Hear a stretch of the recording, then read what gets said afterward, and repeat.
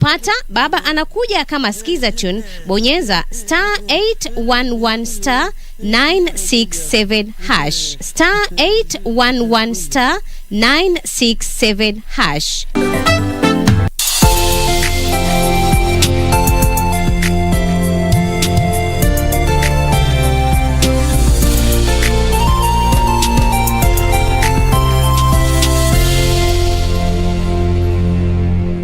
But 2021 during the morning hours and afternoon, commencing at 10 a.m. and at 2:30 p.m. in the National Assembly Chamber, main Parliament buildings, for the purposes of tabling a notice of motion on the report of the Departmental Committee on Justice and Legal Affairs on the vetting of nominees for appointment to the position of member of the Independent Electoral and Boundaries Commission, and also the tabling of a notice of motion on the report of the Departmental Committee on Education and Research on the vetting of the nominees for appointment to the position of member of the Teachers Service Commission, TSC. And also during this special sitting, there will be the tabling of any other papers with statutory timelines. Also the conveyance of any urgent messages from the National Executive or the Senate. And the National Assembly will also transact the following businesses this morning. This is according to the provisions of Standing Order 29, which necessitated this particular special sitting. There will be the first reading of various bills, among them the Sustainable Waste Management Bill 2021.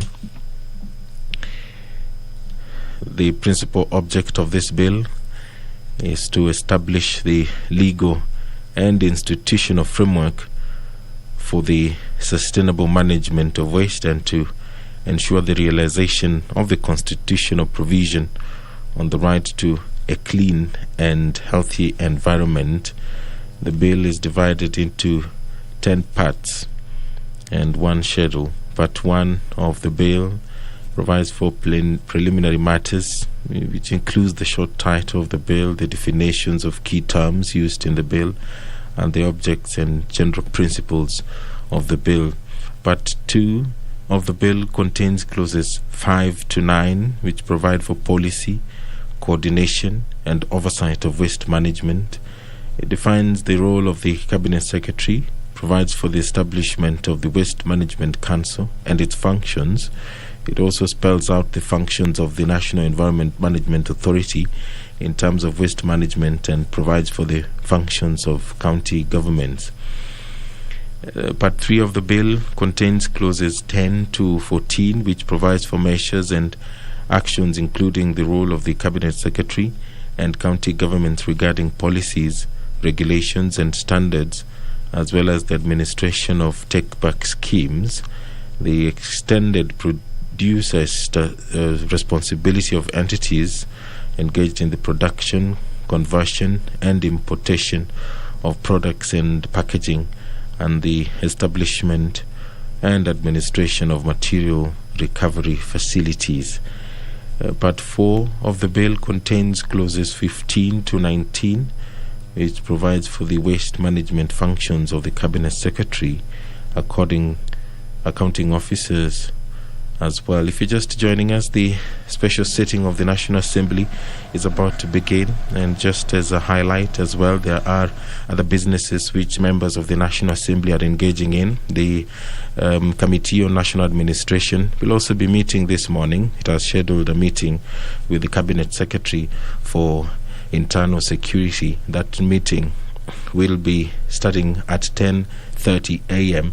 and the broadcast will switch to that side, and it will continue, however, here on Bunge TV, the proceedings of these special sittings.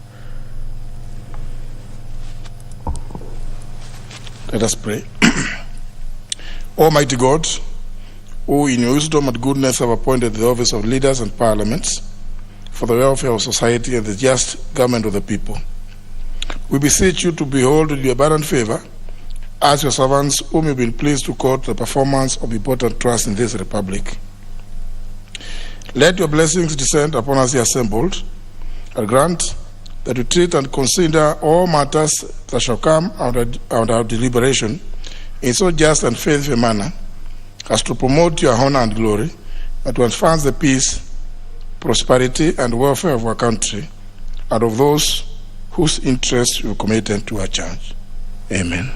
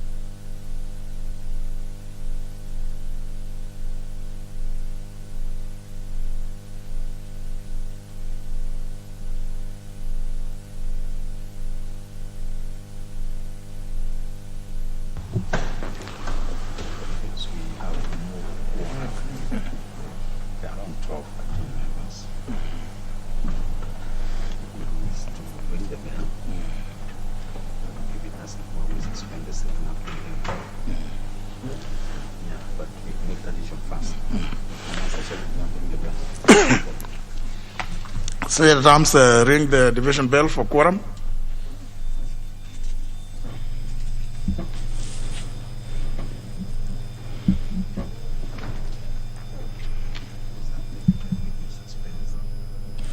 There is no enough quorum for the business of the National Assembly to begin this morning, and the quorum bell is currently being rung, and that is courtesy of the Standing Order number 34, which requires the Speaker to order for the quorum bell to be rung so that the members who are within the precincts of Parliament can take their seats in the chamber and any other place which has been designated as an extension of this assembly. And until that is attained, then we'll continue looking at the order of business this morning. Just a quick reminder, the National Assembly Committee on Administration and National Security will also be meeting this morning, and it has invited the Cabinet Secretary for Interior and Coordination of National Government. The agenda of that meeting is the provision of security services to the Deputy President.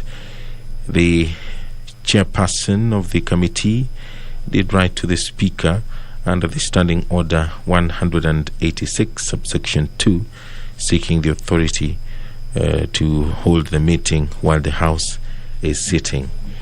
Back to plenary. The agenda of this special sitting is the first reading of various bills, as well as the vote on the Central Bank of Kenya Amendment Bill, National Assembly Bill number 10 of 2021. The bills which will be read for the first time this morning include the Public Procurement and Asset Disposal Amendment Bill. The purpose of this bill is to amend the Public Procurement and Asset Disposal Act to address the challenges faced by procuring entities in implementing the Act, including the multiple awards of contracts in the wake of Sections 82 and 86 of the Act.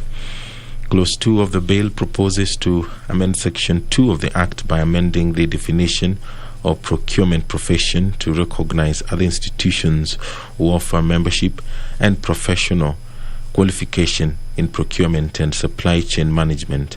Further to this, the bill proposes to introduce the definition of local contractor into the Act to pave way for the inclusion of sole proprietorship, partnerships, cooperative societies, individual consultants, associations, and groups that are registered in Kenya. Clause 3 of the bill proposes to amend Section 7 of the Act to address the training and capacity development for professionals involved in the supply chain management services cadre at the national level. If you're just joining us, the special sitting of the National Assembly will begin soon, hopefully, as soon as the House is able to quorate. As it stands currently, the number required for the business of the National Assembly to begin has not yet been achieved. The number is 50. And as we wait for that and the quorum bell rings, we are taking a look at the business that the National Assembly will be engaging in this morning. It will also sit in the afternoon as well, where the members will be considering and debating some special motions. One, the consideration of nominees for appointment as members of the Teacher Service Commission. That motion will be moved by the Chairperson, Departmental Committee on Education and Research. Another special motion which will be debated in the afternoon is the consideration of nominees for appointment as members of the Independent Electoral and Boundaries Commission. The Departmental Committee on Justice and Legal Affairs did conduct the vetting of the nominees whose names were forwarded to Parliament by the President, and that report will be tabled in the National Assembly, and a motion will be moved to that regard for members to finally consider the nominees who are vetted by the Departmental Committee on Justice and Legal Affairs. Efforts are aimed at ensuring that there is quorum at the Independent Electoral and Boundaries Commission, which of course will be mandated to oversee the elections come 2022. The National Assembly, if you can remember, did play a very integral role in constituting the interviewing panel, and that interviewing panel did sit and provided a short list of candidates which it considered best suited to perform the duties of commissioners at the Independent Electoral and Boundaries Commission. And that particular process comes to a head this afternoon when members consider the final list which was forwarded to Parliament by the President. The Universities Amendment Bill 2021 will also be read for the first time this morning. The main object of this bill is to amend the Universities Act in the provisions relating to the appointment of members of university councils and the governance of universities, and also to make new provisions with respect to the Universities Fund. There are several clauses in this bill, 20 of them, and Clause 3 of the bill proposes to amend Section 20 of the Act to empower the Commission to recommend suitable institutions for declaration as constituent colleges of universities. Clause 4 of the bill proposes to amend Section 24 of the Act to regulate the institutions offering specialized degrees. Clause 5 of the bill proposes to amend Section 25 of the Act to provide for the declaration of institutions of the stature of national polytechnics to be technical universities. Clause 6 of the Universities amendment bill proposes to replace Section 26 of the Act in order to ensure attention to viability in the establishment of universities at county level. Clause 7 of the bill proposes to amend Section 28 of the Act to allow the Commission publish the names of accredited foreign universities on the Commission's website and 2 papers of national circulation to reduce costs. Clause 8 of the bill proposes to amend Section 35 of the Universities Act to clarify the procedure for the publication of university statutes through the Cabinet Secretary and to harmonize the provisions on the appointment of certain members of the university administration. Clause 9 proposes to amend Section 36 of the Act to adjust the qualifications for appointment of chairpersons and members of university councils and to provide for staggered appointments for purposes of continuity. Another bill which will be read for the first time this morning is the National Disaster Risk Management Bill. The bill seeks to establish the Intergovernmental Council on Disaster Risk Management and the National Disaster Risk Management Authority to ensure that there is coordination of disaster risk management issues at the national and county levels. The bill further seeks to establish county disaster risk management committees in each of the counties, as the role of disaster risk management is a shared function between the national and county governments under the 4th schedule of the Constitution. To this end, the bill proposes to bring together the staff of the National Disaster Operations Center, the National Disaster Risk Management Unit, to undertake the National Disaster Risk Management. The main premise of this bill is to approach disaster risk management in a manner that seeks first to respond effectively and in a timely manner to any disaster or risk of disaster, and to prevent the adverse effects of a disaster, recover as far as may be possible the livelihood of communities affected by a disaster.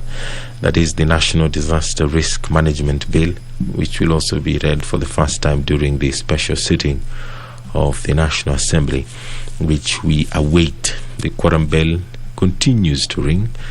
The members are being lobbied to walk into the chambers, take their rightful places, and allow the business of the National Assembly to begin. It is a special sitting which was gazetted by the Speaker of the National Assembly via Gazette Notice dated 30th of August 2021.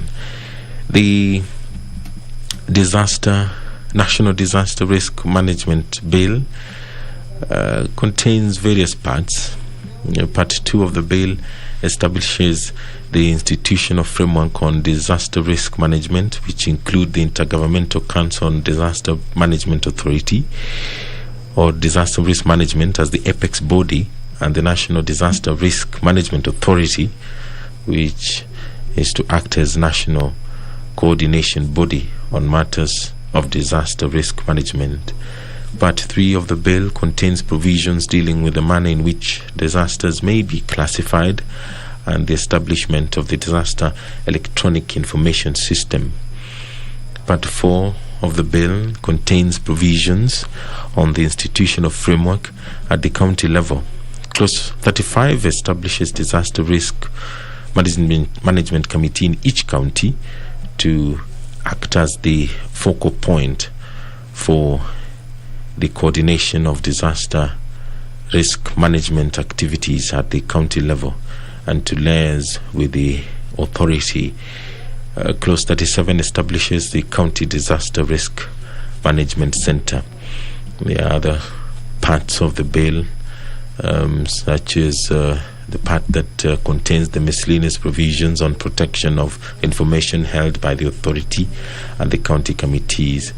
Quorum has been achieved. Now I will hand you over for this live broadcast of the National Assembly. Good morning.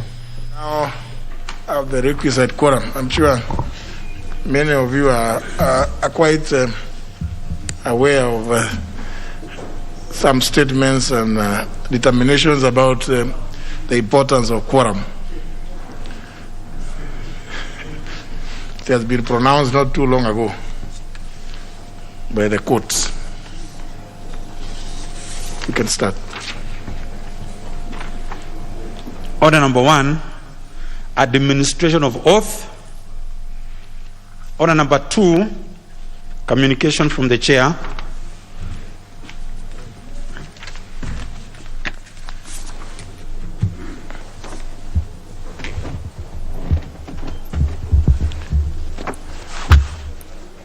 Honourable members, I take this opportunity to welcome you to the special sitting of the House of today, Wednesday, 1st of September 2021, which has been convened pursuant to the provisions of Standing Order number 29, relating to the procedure for convening of special sittings of the House during recess.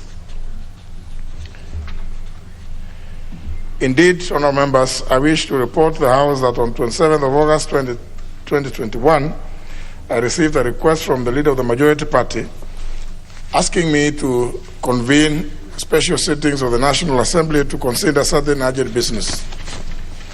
Honourable members, having taken cognizance of the urgency of the business so specified in the request by the leader of the majority party, acceding to the request to convene today's special sittings, Wednesday, 1st of September 2021, commencing at 10 a.m.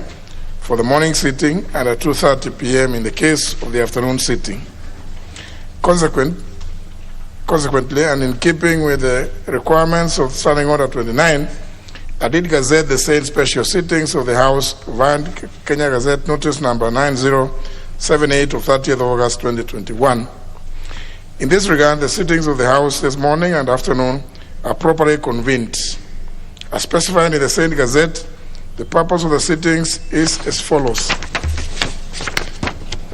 Number 1, tabling of the report of the Departmental Committee on Justice and Legal Affairs on the vetting of nominees for appointment to the positions of member of the Independent Electoral Boundaries Commission, in brackets IEBC, and notification of the attendant notice of motion. Number 2, tabling of the report of the Departmental Committee on Education and Research on the vetting of the nominees for appointment to the position of member of the Teacher Service Commission, brackets TSC, and notification of the attendant notice of motion. 3, tabling of any other papers with the statutory timelines. 4, conveyance of any other urgent messages from the National Executive and all the Senate, which I will do during the afternoon sitting. 5th, first reading of the following 5 bills. A, the Sustainable Waste Management Bill, National Assembly Bill number 22 of 2021. B, the National Disaster Risk Management Bill, National Assembly Bill number 28 of 2021. C, the Public Procurement and Asset Disposal Amendment Bill, National Assembly Bill number 32 of 2021. D, the Universities Amendment Bill, National Assembly Bill number 35 of 2021. And E, the Public Procurement and Asset Disposal Amendment Bill, number 2 Bill, National Assembly Bill number 36 of 2021. 6, voting on the motion for special reading of the Central Bank of Kenya Amendment Bill, National Assembly Bill number 10 of 2021, whose debate was concluded on the 11th of August 2021. 7, consideration of special motion on appointment of nominees to the position of member of the IEBC. 8, consideration of special motion on appointment of nominees to the position of member of the Teacher Service Commission. Honourable members, for the convenience of the House, the last 2 items that I have mentioned will be considered during the afternoon sittings. Having said that, may I remind the House that today's sittings have come at a time when the country is experiencing an increase in the number of cases of COVID-19 pandemic infections. In this regard, I urge honourable members to strictly adhere to the Ministry of Health's protocols issued for the prevention and control of the pandemic.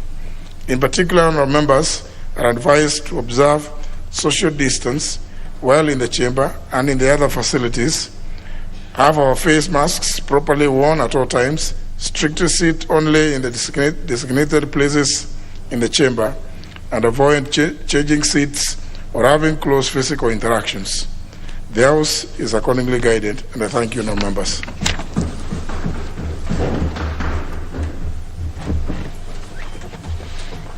Order number 3, messages. Order number 4, petitions. Order number 5, papers.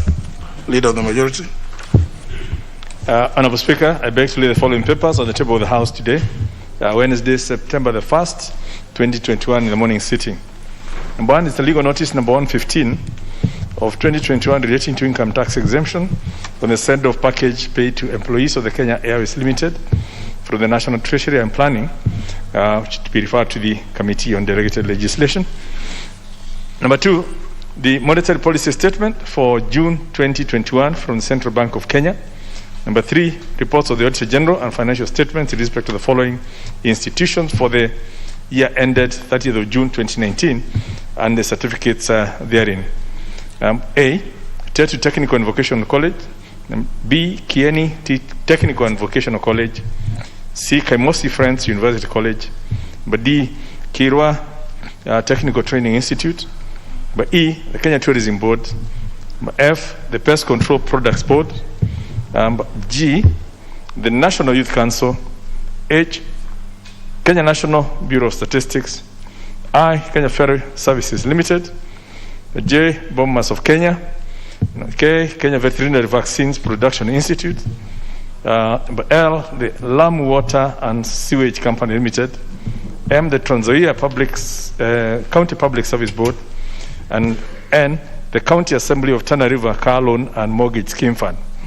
The number 4, the reports of the Auditor General and financial statement in respect to the following institutions for the year ended 30th of June 2020. Number A, the Kenya National Bureau of Statistics. Number B, Jaramogi Oginga University of Science and Technology. And number C, the Agriculture and Food Authority. Thank you, Honorable Speaker.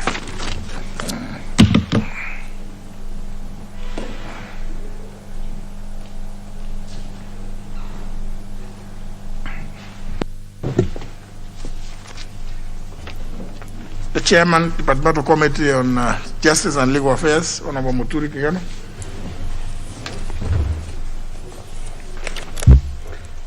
Honorable Speaker, I beg today the following papers on the table of the House today, Wednesday, September 1st, 2021, this morning sitting. Report of the Departmental Committee on Justice and Legal Affairs on the approval hearings for appointment of Ms. Juliana Wonge Cherera, Mr. Francis Madenge Waderi, Miss Irene Cherop Masit, and Mr. Justus Abonyo Nyangaya as members of the Independent Electoral and Boundaries Commission. Thank you. Very well. The Chairperson, Departmental Committee on Education and Research, Honorable Florence Mutua.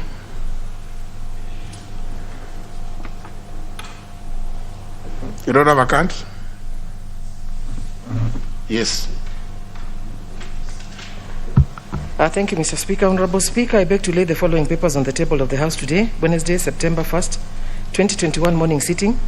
Report of the Departmental Committee on Education and Research on the vetting of nominees for appointment to the Teachers Service Commission of Dr. Nicodemus Ojuma Anyang, Ms. Christine K. Kahindi, Ms. Sharon Jelagat Kisire, Ms. Ansenta G. Wafuko, and Mr. Salesa Adano Abudo as members of the Teachers Service Commission. Thank you, Mr. Speaker. Well, next order. Order number 6, notices of motion. The Chairman, Departmental Committee on Justice and Legal Affairs.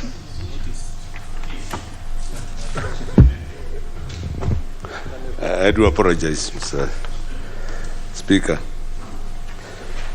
Honorable Speaker, I beg to give notice of the following motion: that taking into consideration the findings of the Departmental Committee on Justice and Legal Affairs in its report on the approval hearing for the appointment of Juliana Wong Cherera, Mr. Francis Madenga Wanderi, Ms. Irene Cherop Masit, and Mr. Justice Abonyo Nyangaya as members of the Independent Electoral and Boundaries Commission, laid on the table of the House on Wednesday, September 1st, 2021, and pursuant to the provisions of Article 250, Sub-Article 2B of the Constitution,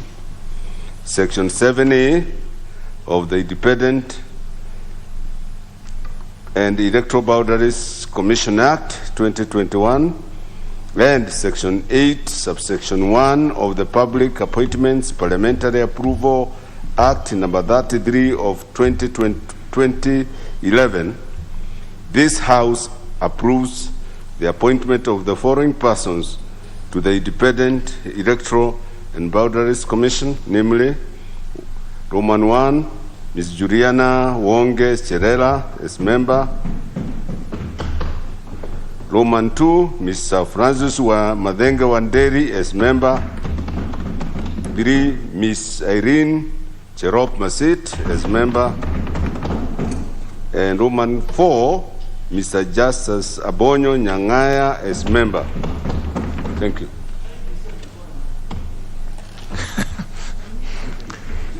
Very well. The Chairperson, Departmental Committee on Education and Research.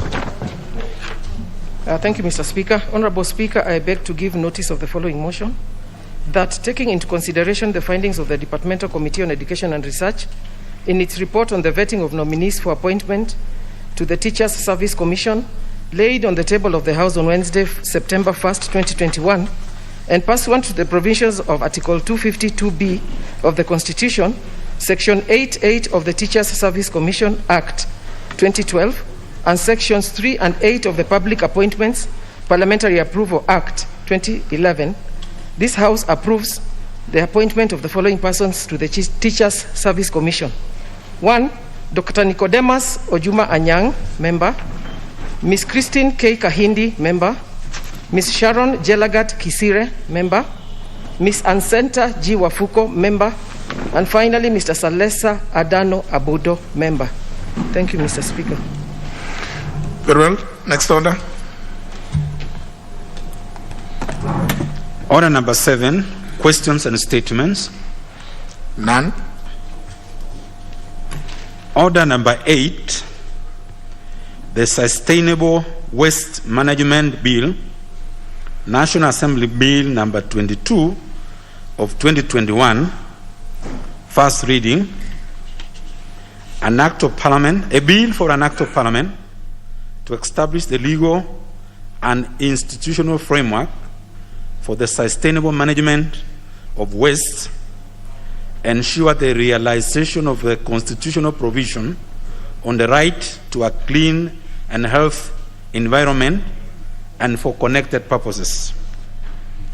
Order number 9, the National Disaster Risk Management Bill, National Assembly Bill number 28 of 2021, first reading.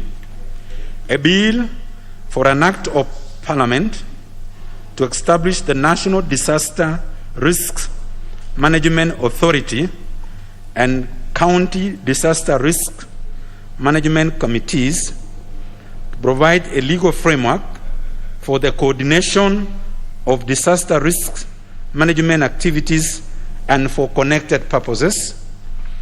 Order number 10, the Public Procurement and Asset Disposal Amendment Bill, National Assembly Bill number 32 of 2021, first reading. A bill for an act of parliament to amend the Public Procurement and Asset Disposal Act and for connected purposes. Order number 11, the Universities Amendment Bill, National Assembly Bill number 35 of 2021, first reading, an act of Parliament to amend the Universities Act 2012 and for connected purposes. Order number 12, the Public Procurement and Asset Disposal Amendment Bill number 2, National Assembly Bill number 36 of 2021, first reading, a bill for an act of Parliament to amend the Public Procurement and Asset Disposal Act 2015. Order number 13, the Central Bank of Kenya Amendment Bill, National Assembly Bill number 10 of 2021. Question to be put. Honourable members, debate on this bill was concluded before the House went to recess, but the question was not put for second reading. I therefore put the question, which is that the Central Bank of Kenya Amendment Bill, National Assembly Bill number 10 of 2021, be now read a second time. Will as many as of that opinion say aye? Aye. As many as of contrary opinion say nay? The ayes of it. A bill for an act of Parliament to amend the Central Bank of Kenya Act and for connected purposes. And I think it's fair for any member who may have proposed amendments now during this time of the recess, then people can begin looking at that bill to propose amendments and submit them to the clerk's office. Yes, Honorable Dwele.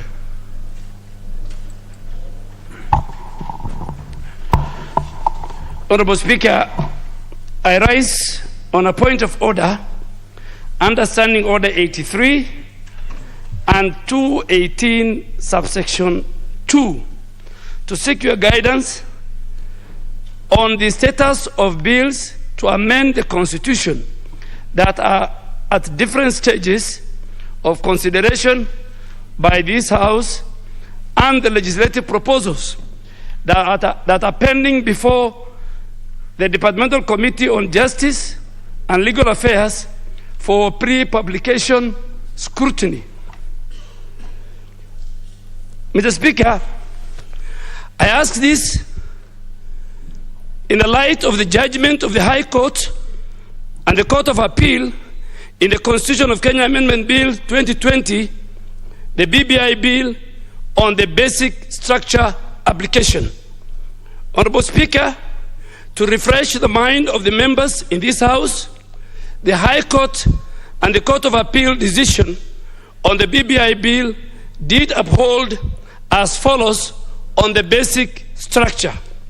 1, that the basic structure doctrine is applicable in Kenya. 2, that the basic structure doctrine limits the amendment power set out in Articles 255, 256, and 257 of the Constitution. 3, that the basic structure of the Constitution can only be altered through primary constituency power, which include 4 sequential processes, which are civic education, public participation, constituency assembly, debate, and a referendum. Honorable Speaker, as you are further aware that there are at least 7 published bills proposing to amend the Constitution before the House, which are at different stages in the House. Mr. Speaker, the bills include 1, the Constitution of Kenya Amendment Bill 2019 by the Honorable Florence Mutua, the Constitution of Kenya Amendment Bill number 2 of 2019 by the Honorable George Kariuki, the Constitution of Kenya Amendment Bill number 3 of 2019 by the Honorable Gladys Boss Sholei.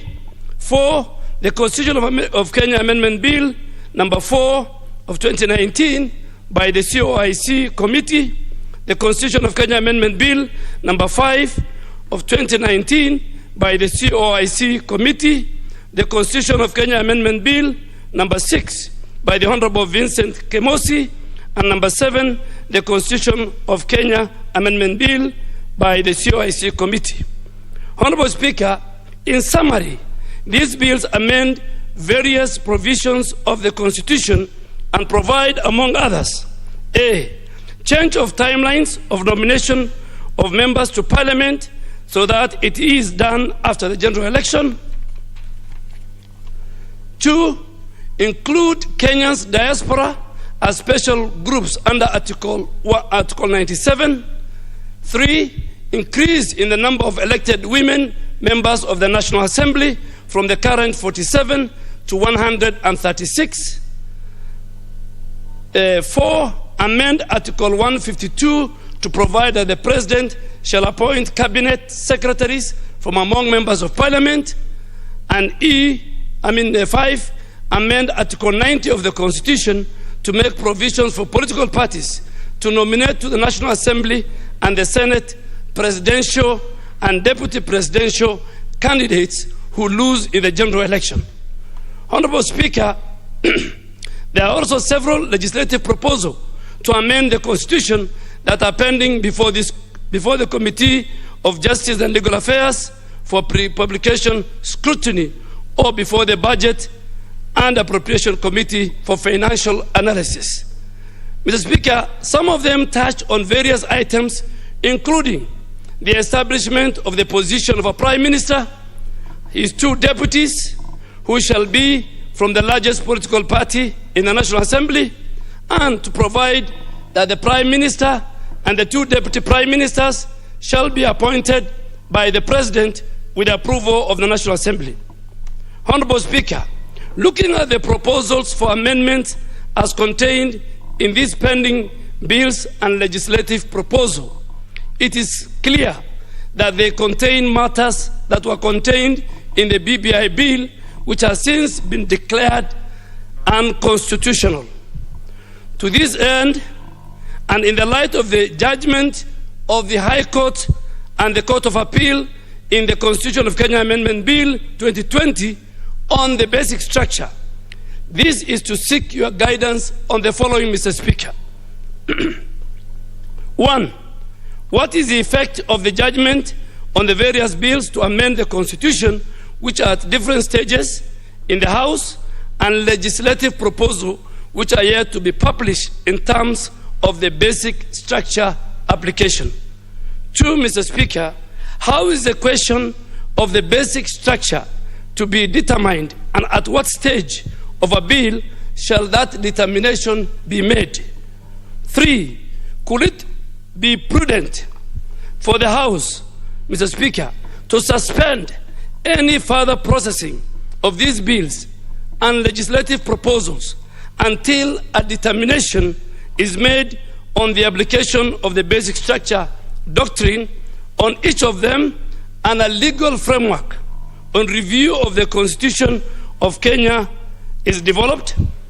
Honorable Speaker, it is notable that the courts agreed with your considered rulings, Mr. Speaker, in particular that a bill to amend the Constitution under Article 256 and 257 cannot be amended, that corrections and errors may be effected as they are not amendments, and that there is definitely a fundamental lacuna on the processes under Article 256, which is parliamentary initiative, and Article 257, amendment through a popular initiative. So, Speaker, the courts on this matter have agreed with your ruling and communication that you gave to this House. Honorable Speaker, you have ruled before that Parliament should not act in vain on a number of your rulings. And in this regard, Mr. Speaker, I respectfully hold the view that we should not spend time of this House and its committees considering bills and legislative proposals to amend the Constitution only again for the courts to fault the outcome for not following the just process due to lack of sound legal framework. Setting up the legal framework, Mr. Speaker, is the business of this House and the Senate. Honorable Speaker, so that we don't put the cart before the House or before the horse, could I be in order to request you to once again rise to the occasion as you have always done and use your powers under Standing Order number 1 and Standing Order 281-2, subsection 2, to ask the COIC, Justice and Legal Affairs Committee, to formulate a bill to actualize the provisions of Article 256 and 257 with its specificity. I ask you that, Mr. Honorable Speaker, conscious that this task could be better undertaken by a committee and not an individual member due to its magnitude and enormity. Indeed, Mr. Speaker, both the High Court and the Court of Appeal did uphold that there exists no legislation to govern the popular initiative process, including the matter in which the verification of signatures was to be conducted. Should this not be the first step, Honorable Speaker, before all this can be considered by the House? Finally, Mr. Speaker, I have in mind a bill close to the Constitution of Kenya Review Act, Cap 34 of 208, which could provide the form, among others, the legal framework for the amendment of the Constitution under Article 256 and 259, the mechanism and the responsibility of undertaking signature verification, civic education, public participation, constituency assembly debate, all found under Articles 256 and 257, among other things. So, Mr. Speaker, as a ranking member, I have seen a lot happening out there that people want to engage the House and its committees in trying to amend certain provisions of the Constitution. And Mr. Speaker, based on the ruling of the courts at both levels, it is imperative that with the introduction of the concept that the structure, the basic structure doctrine, is applicable in the amendment of the Constitution. And Mr. Speaker, to be more specific, the basic structure doctrine touches on the function of Parliament. So, Mr. Speaker, when you want to add the number of women members of Parliament from 47 to 130 plus, it touches on the function of Parliament. The basic structure doctrine within the reading of the court touches on the Bill of Rights, on the judiciary, and the executive. Those four key areas have been cited as the anchors of the basic structure document. So, Mr. Speaker, so that we don't take this House into a limbo and do a lot of stuff that will not see the light of day. Because, Mr. Speaker, we spent resources, time, and energy on this animal called BBI. And today, we are back to square zero. We don't want the same shenanigans and the same issues to be taken through this House. So, Mr. Speaker, you have risen to the occasion a number of times. We will ask you to guide this House, Mr. Speaker, and even ask the leader of majority that I think the first thing on the table before we do anything else, let us dispose of and ask even the Senate to dispose of very fast the bill, I think, that was supposed to set the process of the referendum, the legal framework on these signatures. So, Mr. Speaker, I beg to submit and request your considered ruling, and I'm sure you have enough time between now and 21st before we come back. So, Mr. Speaker, we really want you to make a ruling, just like Judge Odunga and Judge and his team, just like Judge Musila and his team. Mr. Speaker, Kenya must remember you. Kenya must remember you, Mr. Speaker. You are coming at the tail end of the term of Parliament. I am sure those judges, the 5 and the 7, both in prominent law schools in Kenya and globally, their judgment will be celebrated. Their judgment will be used as an authority for many postgraduate law students on constitutionalism. Mr. Speaker, Speaker Muturi has been known for his ruling. Mr. Speaker, I want you to join the ranks and the file of those 12 judges and make a ruling. And you come from the judiciary. Join your colleague in protecting this house from those who want to bring amendments. Please protect the house and tell this house that the interpretation of the doctrine, the basic structure doctrine is applicable, because this house is not outside the framework of this our boundary. Mr. Speaker, rise to the occasion. Use standing order 1, use standing order 218 and subsection 2. The Speaker, I have, in preparing these arguments, the Speaker, I have gone into the many rulings you have made. You know, Honorable Rachel, when you say it's enough, you don't know how much time I've spent in reading this and studying this. So if you did not do that, then you have your space and sit down. Let me finish. I spent time to study this. It's not something, I'm not arguing on a pedestrian argument. My argument is based on law. So you should give me my space, and the Speaker will give you a time, if at all you have done a research.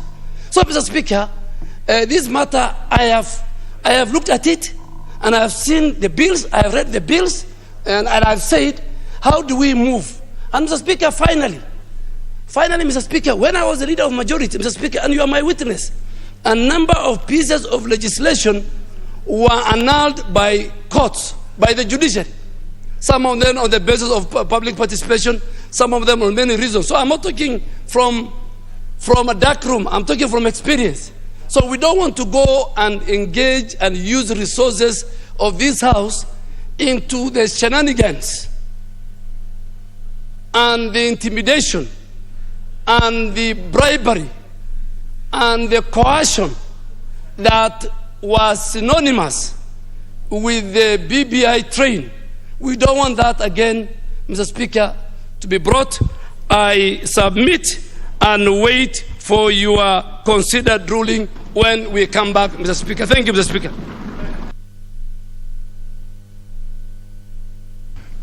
Except, of course, I think the judges in both courts ought to have gone further to clarify whether the reference to the basic, the doctrine of basic structure only referred to the provisions to those requirements provided for in Article 255 of the Constitution, because if it applies to everything, then everybody, including the judiciary itself and the highest office, which advised the president to dissolve Parliament for not doing something about the Constitution, then they would have to tell us, how are we to do it if we can't touch it? How are we to ensure not more than 2/3 of either gender are represented here, as required in Article 27 of the Constitution, clauses 6 and 8? And how are we also to ensure the provisions of Article 81 on the electoral system shall ensure that no more than 2/3 of either gender are represented in any appointive and elective offices?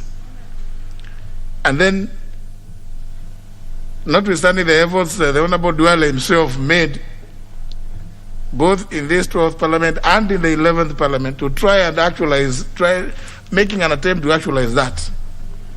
And the entire House, indeed, without success. And then, because Article 27 is in the Bill of Rights, how then were we? How can then the same judiciary claim that Parliament has failed without explaining what it is we were supposed to have done? Is it Parliament responsible for the electoral system? If you look at the provisions of Article 81, the electoral system shall ensure. That is not Parliament. Parliament is not the electoral system. So how can somebody even proceed to advise for dissolution on a matter that does not belong to the House? So there are certain other issues that I think have not been clarified, and I believe it is a matter which is still quite murky. Has not quite been clarified. What basic structure?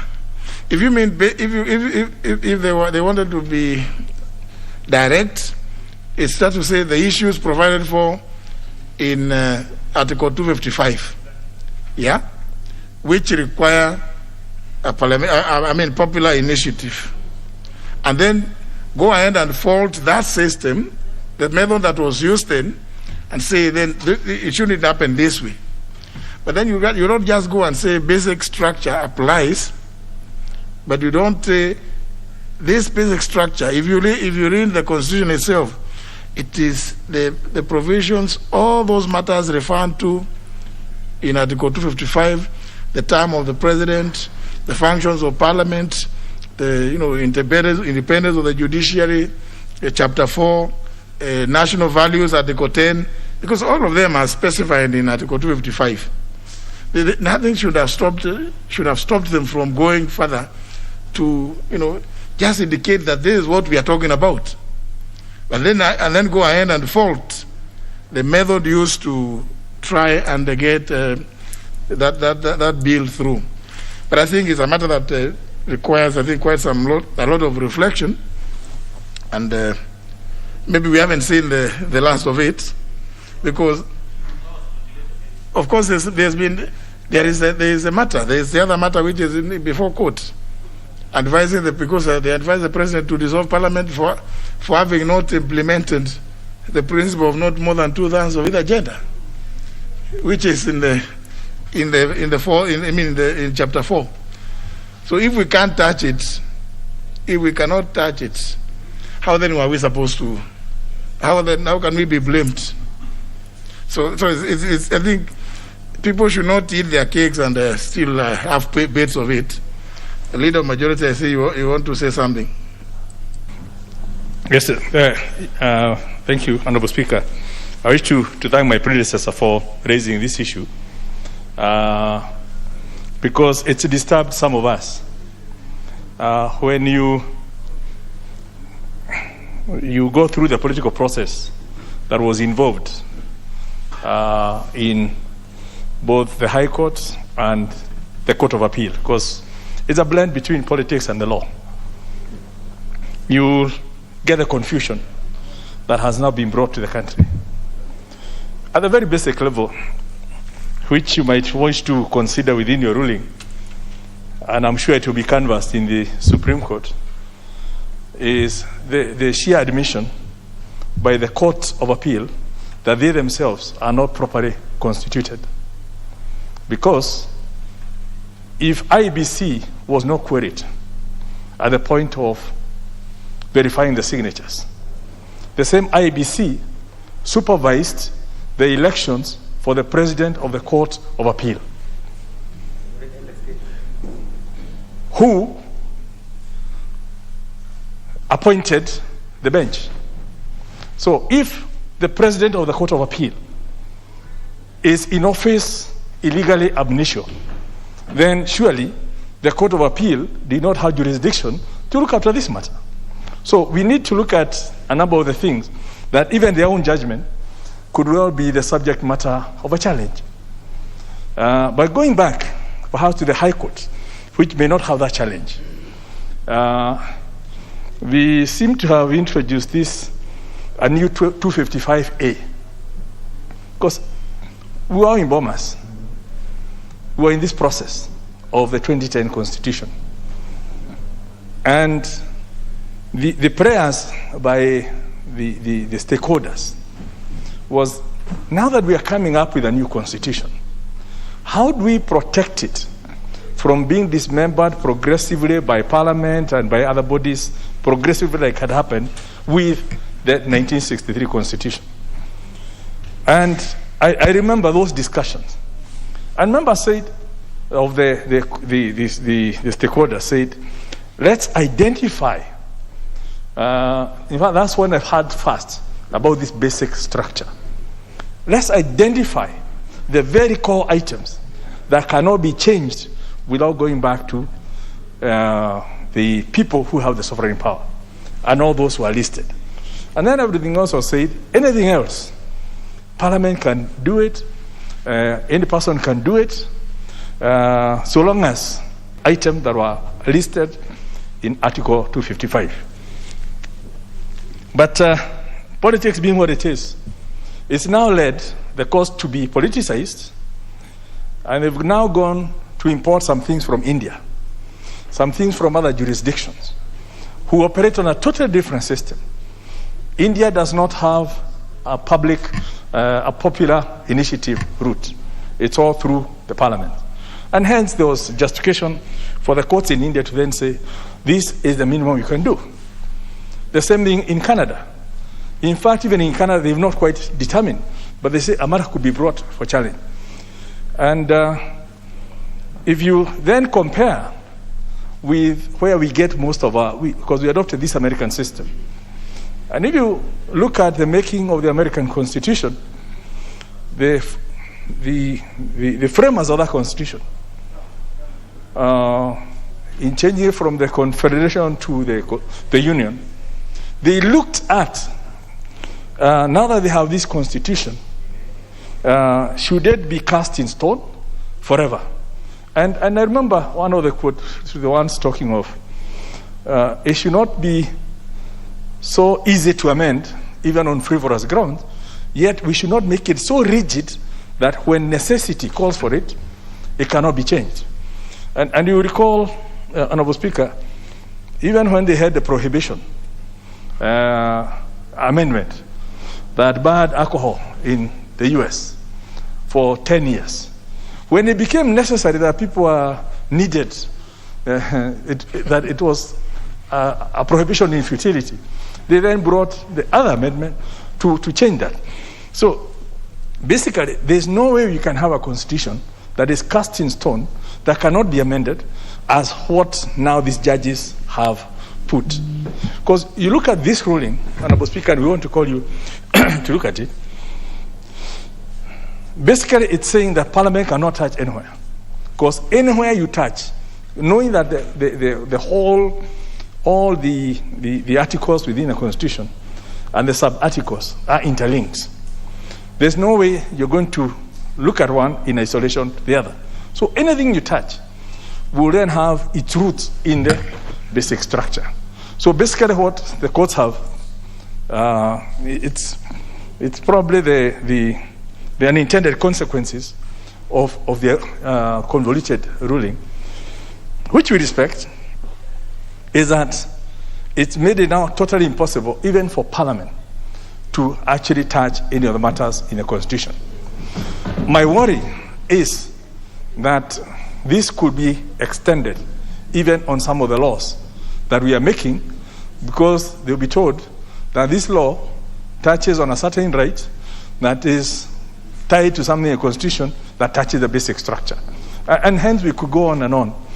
Like, for example, you remember that convoluted obiter in one of the judgments that on interpretation of whether bills affect counties, that it's unimaginable that there's any law in Kenya that could be made that does not affect a county. And that was judge putting it. But we know what had actually been, the intention was a law that affects the functioning of a county, but not the people in a county.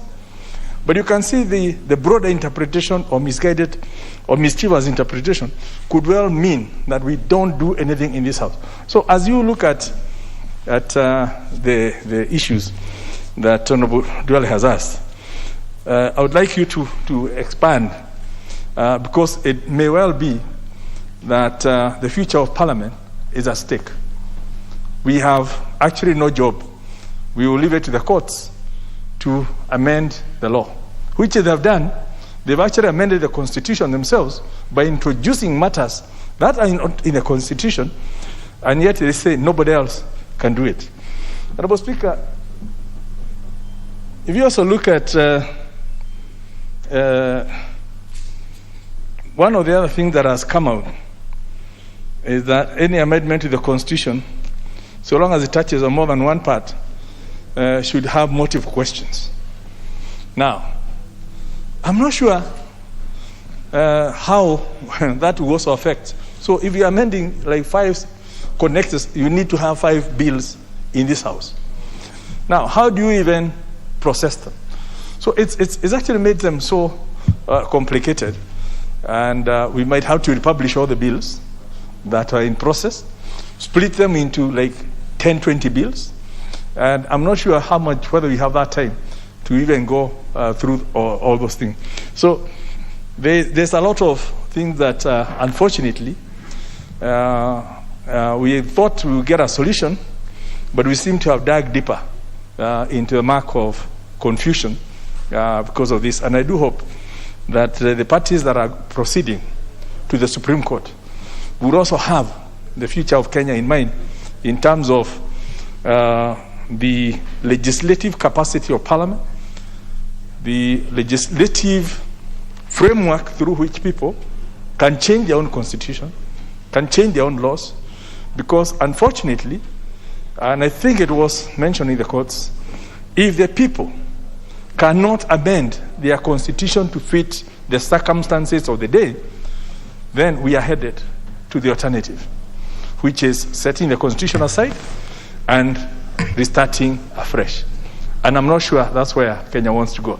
So I want you to exercise a lot of insight into this matter. And as you get to the House, then we look at all those so that as we come back in September, we know whether even any legislation we'll be making will be in vain. Because, Honorable Speaker, you know, it's these same courts that have declared even spent acts, the appropriation acts, the supplementary acts, the appropriation acts, and rendered them unlawful. And yet, they are part of the people who actually spent the money. So I'm not even sure whether we should not be going to the courts and asking them to refund the money that they spent on a bill that they themselves declared illegal. And I think it's this almost cantankerous way of looking at things. People are not exercising in terms of what are the bigger implications. Where is the public interest in the decision they're making, right? That is perhaps putting us in this situation, which could be fueling in the frustration that people can not get what they want to get from the legal system because of it's now being captured. Then people will then go for the alternative. And that's not something we really want for this country. So I want to urge you, as you look at through that, to let's bring up all these issues so that if we need to have a meeting with the judiciary so that they can see the implications of what they are doing, so be it. Thank you, Honorable Speaker. Or maybe perhaps clarify whether before we attempt any amendment to the Constitution, we need to go to them, kneel before them and ask them, is this touching on the basic structure? So, and then we know also how long their processes take. You know, you'll be told, come for mention, come, I don't know for what, and all that. But maybe these are all issues that honourable members, I think it's good for me to allow members to ventilate on. Honourable John Bundy. Thank you, Mr. Speaker. Mr. Speaker, I also want to thank Honorable Duale for bringing up this matter, that this House would engage its mind to this issue. And Honorable Duale specifically sought your intervention and probably ruling on how do we proceed with various legislations that are before this House, that is the proposed constitutional amendments, Mr. Speaker, and we have a number of them.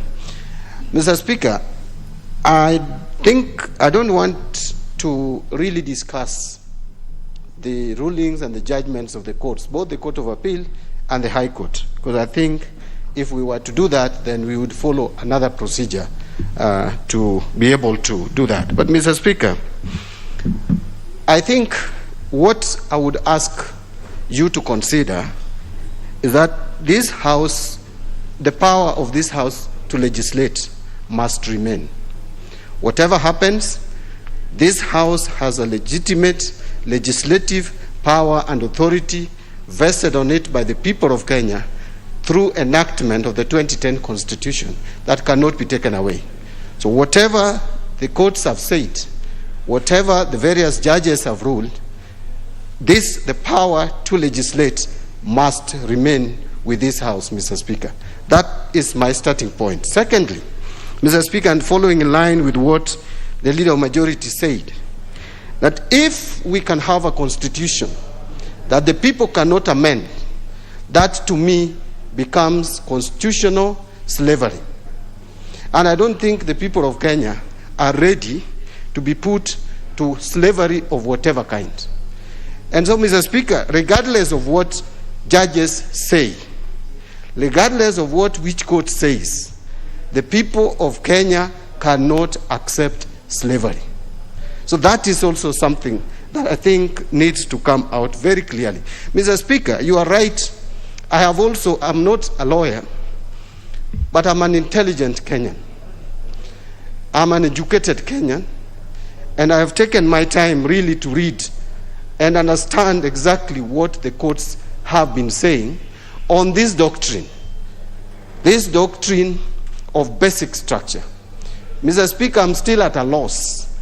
I really don't know whether they are referring to these protected clauses in the Constitution, which the people of Kenya didn't want Parliament to be the only sole body making decision on.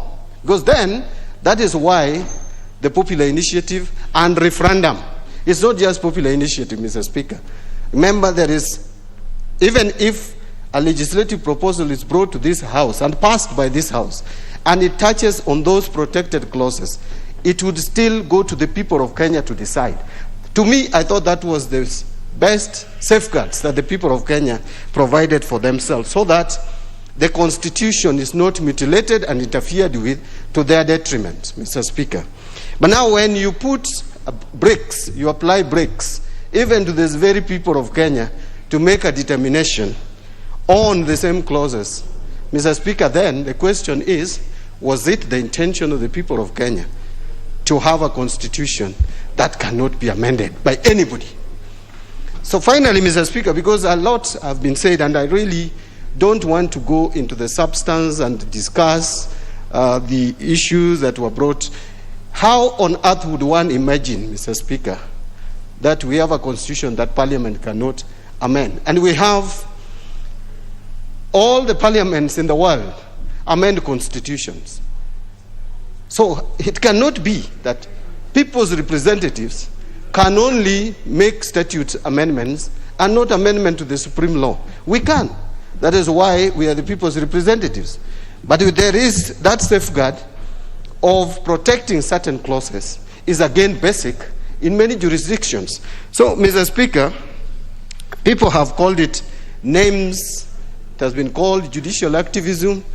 I think the people of Kenya going forward will need to ask whether when we talked about dictatorship, that what we had in mind is only dictatorship by the executive. We can have parliamentary dictatorship, Mr. Speaker, where Parliament lords over other institutions. We can equally have judicial dictatorship. And any dictatorship by any arm of government Mr. Speaker, is bad. It's bad for democracy and is bad for the people of Kenya. We don't want executive dictatorship. We don't want a president who thinks he's a god. We don't want parliamentary dictatorship where, Mr. Speaker, you would appear like the god of this country. We equally don't want judicial dictatorship where judiciary thinks they are god. Any dictatorship, Mr. Speaker, is not good for this country. I thank you, Mr. Speaker. Well, obviously, the chair of JLAC would take precedence, isn't it? No. Thank you, Mr. Speaker. I will now follow the rest. Now will go as per the because. Thank you, Mr. The Honorable Speaker. Duale had the first bite because he was the one who raised the issue, and then we have dealt now with the issues of the Constitution. The ranking member. Article 108. I thank the ranking member for raising this matter. He came earlier and he did not give any hint that he had this weighty matter coming up. Mr. Speaker, I agree with your sentiments. I agree with the sentiments of the leader of majority and the leader of minority. That what is happening today is that the courts are invading on the powers of the legislature.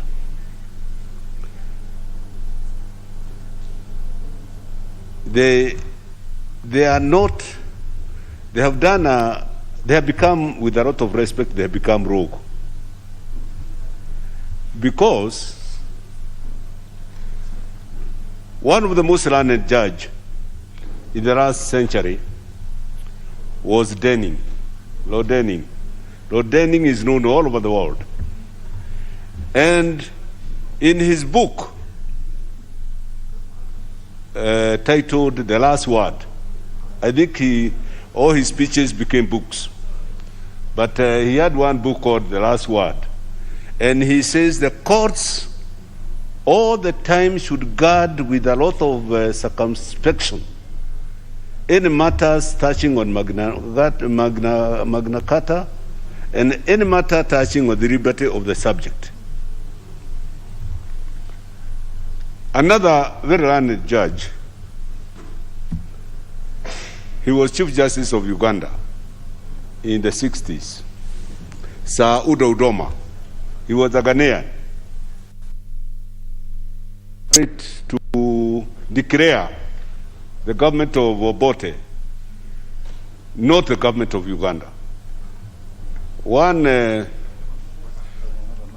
council called, I think it was called Abu Mayanja. Abu Mayanja went to court. It's Abu Mayanja against Uganda. And he asked the court to declare the government of Obote, not the government of Uganda. After he overthrew, I think they overthrew Kabaka. Kabaka is president, when he was assisted by Idi Amin. And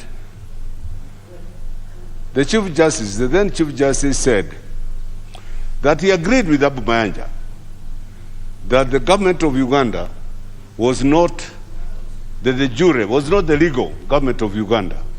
But because it seemed to be in substantial control of the institutions of government, it was the de facto government of Uganda. He saved the country. Instead of judicially scrupulously looking at Article 259, Mr. Speaker, if I may refer again to Article 259 for easy reference, it states, this Constitution shall be interpreted in a manner that it has several provisions. A is relevant here, promotes its purposes. Right? And I emphasize here, I had a pin, its purposes. its purposes is for good governance in Kenya, right? Peace and unity. Why I say they go wrong? When they issue injunctions and what they call conservatory orders and the rest, left, right, center, when they say this house is no longer a house, it will be dissolved, what do they expect Kenya to look at? And when I have a lot of arguments on IBC.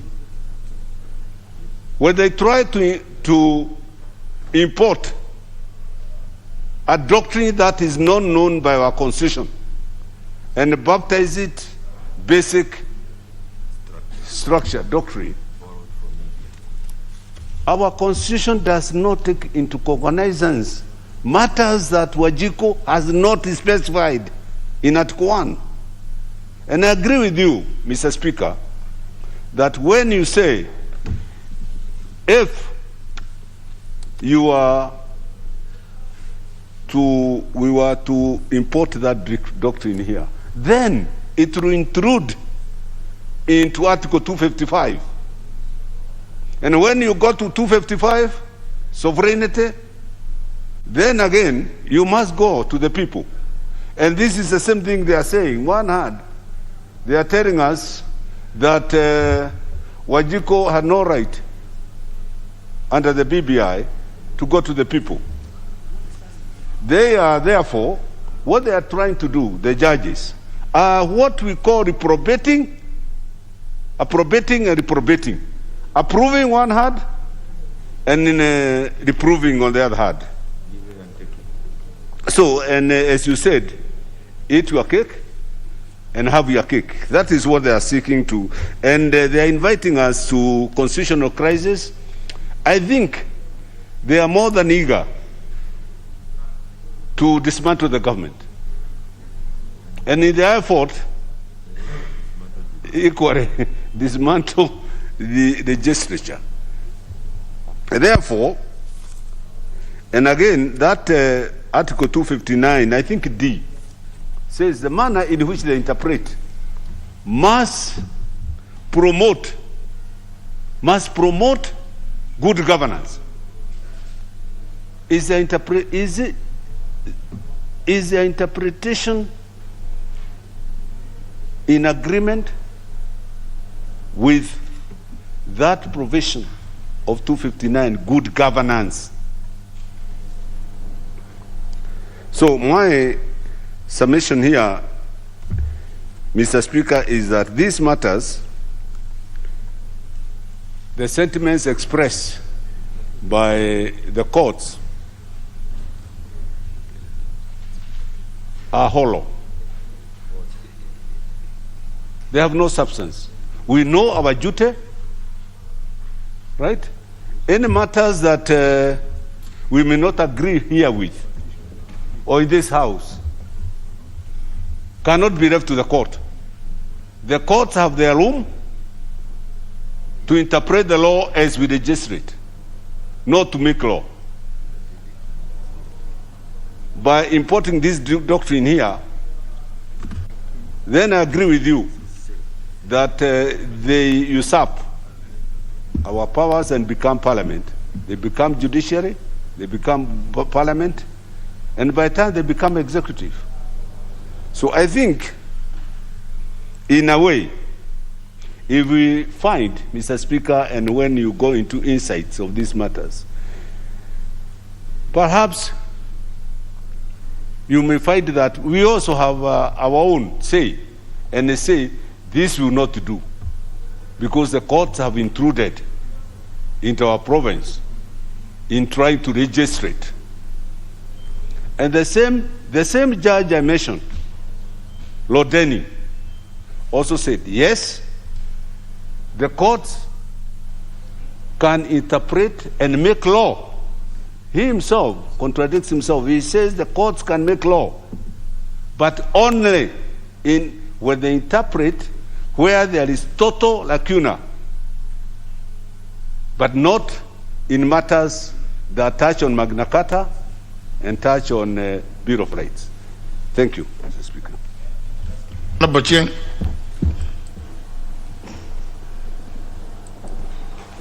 Thank you so much, Mr. Speaker. Mr. Speaker, I want to thank the Honorable Duale for bringing such an important issue before you for a considered ruling. Mr. Speaker, remember, on the day of voting on the BBI bill in this House, I raised so many pertinent issues on which you made your considered ruling.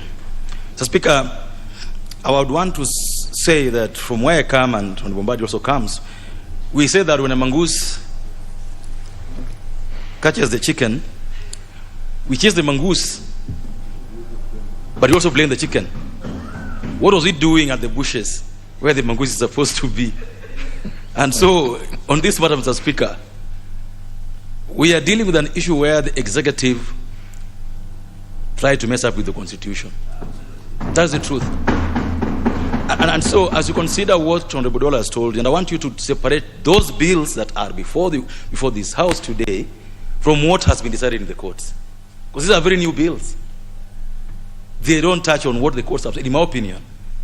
And so I wouldn't imagine that the judgment given by both the two courts would stop us as a House from processing any bill, Mr. Speaker. But after saying so, Mr. Speaker, I would like to say also that there are things that are in the realm of politics and which must be left politics. Whether they are bad or good, they must be left politics. Then there are those things that are in the realm of the law that we would easily leave to the courts. Once we decide on those, Mr. Speaker, and doing a ruling, you should be able to do both, in my opinion, because you straddle both aisles, the politics and the law. That's why you guide us here, but your rulings are also considered as rulings that would be at the level of the High Court. So, Mr. Speaker, as you do that ruling, I would also want to put you to consider the following. One, the issue of whether the bills being proposed on this floor are amendment bills or they are repealing the Constitution, because that was an issue before the court. The courts were saying that the total effect of the 70 odd amendments in the BBI amounted to repeal, not amendment. And so when you're doing your ruling, Mr. Speaker, I would like you to look at those two. The bills before this House, are they repealing or are they amending? It's my considered view that they are amending.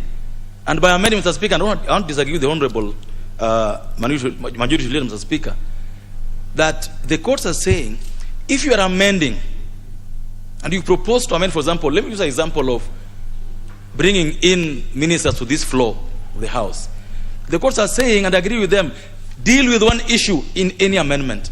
Don't mix so many issues. You want to raise 30% of county monies, you want to change, to bring in ministers here, you want to do gender rule, it's a mix that no one can think about. What are you trying to do? You are trying to torpedo, you're actually trying to overturn the Constitution. In my mind, Mr. Speaker, I don't think the bills that are on this floor of the House, proposed by members, amount to what we saw being done in the BBI, Mr. Speaker. Mr. Speaker, on the issue of IBC, and I also want to again refer to what the Honorable Majority Leader said on this issue. The courts are very clear, Mr. Speaker, that we must distinguish between two things. Issues of policy, issues that require the IBC as a commission. The commissioners sitting as 7 of them, deciding on how one matter will go either way. Distinct from the issues that the IBC does in their administrative function. Like, for example, Mr. Speaker, people have been asking about Uganda by-elections. Because I came in here through a by-election, and that time the IBC had only 3 commissioners. The court said in their judgment that on matters where the IBC commission have no decisive vote, matters whose results are unpredictable because they don't belong to the IBC commission but they belong to the people, those ones, if the IBC did them, Mr. Speaker, the courts are saying you cannot fault IBC. And that is also the case with the election of the President of the Court of Appeal. The IBC's role there was not decide whether the Honorable Justice Musinga would be President or not. They were only facilitating the process, administrative process. And so the courts are saying those ones are okay. But where, for example, the commissioners sit and decide whether we will determine one way or the other in how we'll collect signatures, will decide one or the other on how the regulations look like, then that requires the IBC to be fully corrected or have quorum, as it were. So, Speaker, we need to distinguish those ones. So, Speaker, the courts are introducing something that is very unique, that I think we as Parliament must look at and see whether we want to comply with it or not.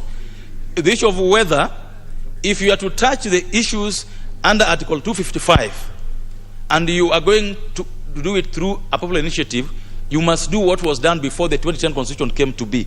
Whether you must put together a Constituent Assembly. And if that be the case, Mr. Speaker, and if this House consider that to be an important matter, then we just need to make a law to provide for how we'll deal with the matters under 255.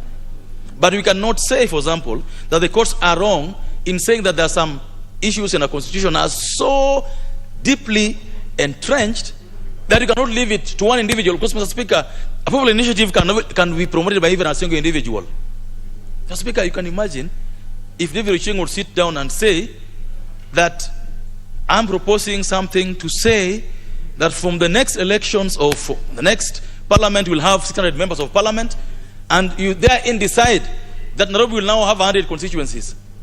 Which tools do you have as an individual to determine that then this county will have 100, another will have 3, another will have 4? So the members, the courts, in my opinion, Mr. Speaker, were just reading the Constitution holistically.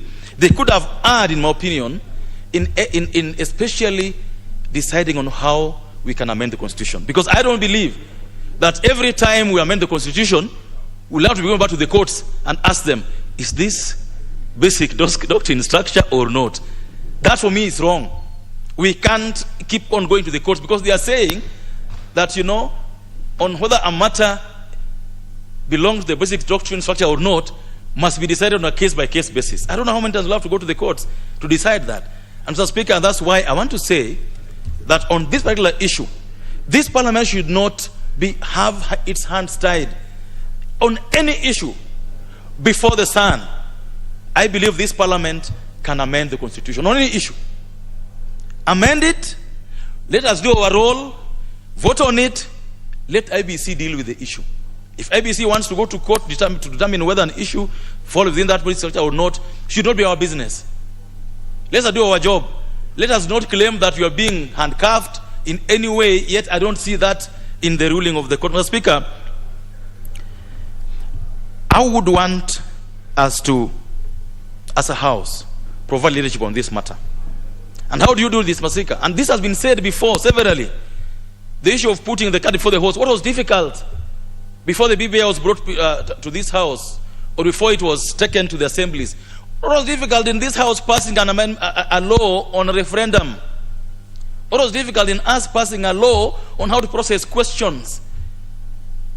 So, Mr. Speaker, as you retire to do your ruling, because I heard that word a lot in the courts, as you retire to do your ruling on this, Mr. Speaker, I want you to be guided not by emotion, not by sentiment, but by good order, this Constitution, and above all, respecting the role of Parliament as the only law-making authority in this country. Thank you so much. Malo. Thank you. Thank you, Mr. Speaker. Mr. Speaker, first and foremost, I want to thank Honorable Dwale for bringing that matter. Indeed, that matter, Mr. Speaker, was very fundamental. But, Mr. Speaker, this is Parliament. Our key role, Mr. Speaker, is to enact laws. We are here to legislate. Article 94 of the Constitution, Mr. Speaker, clearly stipulates that the legislative authority belongs to this House. It doesn't belong anywhere, Mr. Speaker. And under the principle of separation of powers, Mr. Speaker, under the arms of government, Parliament is there to legislate. Judiciary, its work is for purposes of interpretation. They must be separated, Mr. Speaker. There's no way, Mr. Speaker, Parliament can be gagged by the judiciary. And in any case, Mr. Speaker, the matter at hand, it is still in progress. I find it, in my own opinion, Mr. Speaker, premature because this is a matter that should find its way to Supreme Court, Mr. Speaker. Whatever the High Court has ruled, whatever the Court of Appeal has ruled, Mr. Speaker, it's not final. It is not final, Mr. Speaker. So you can only be invited, Mr. Speaker, to make a ruling or a determination on a matter that has gone into finality.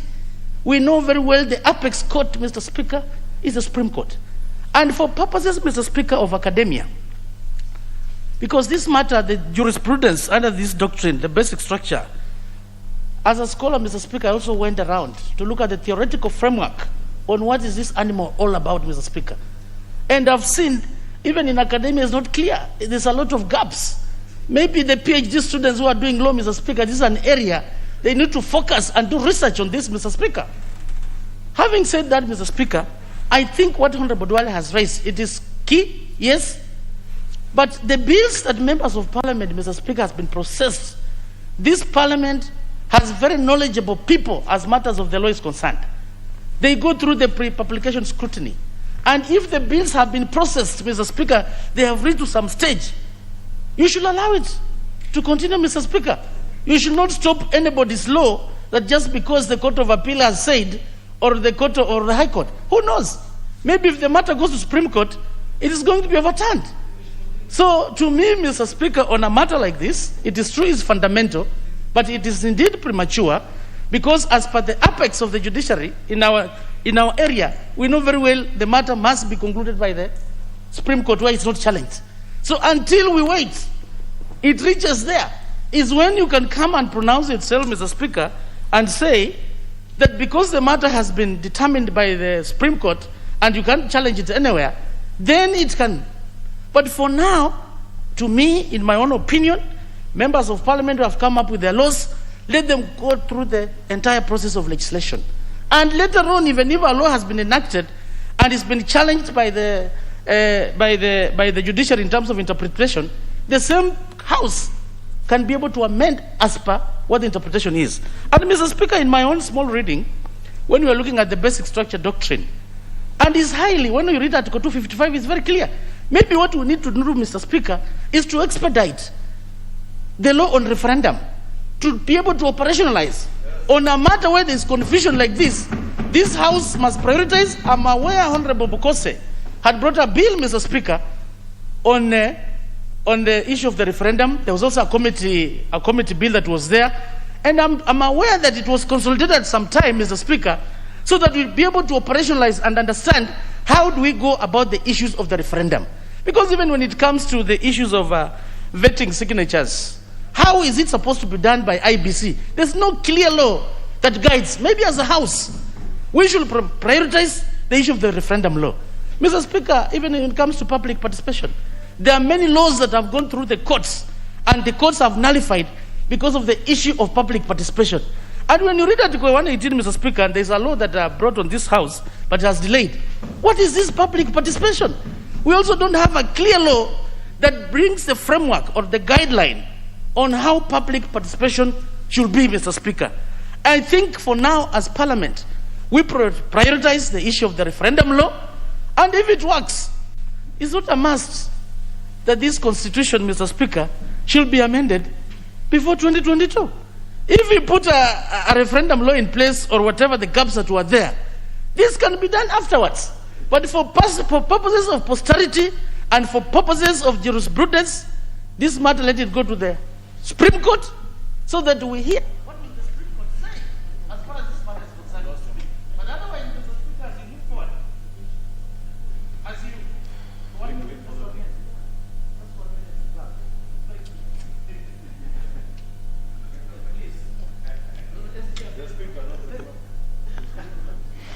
you know, but you know, honour members, sometimes let me just, for purposes of clarity, Honourable Omalo saying that there have been very many laws that have been nullified on the basis of lack of public participation. I want to just make a correction to be factual.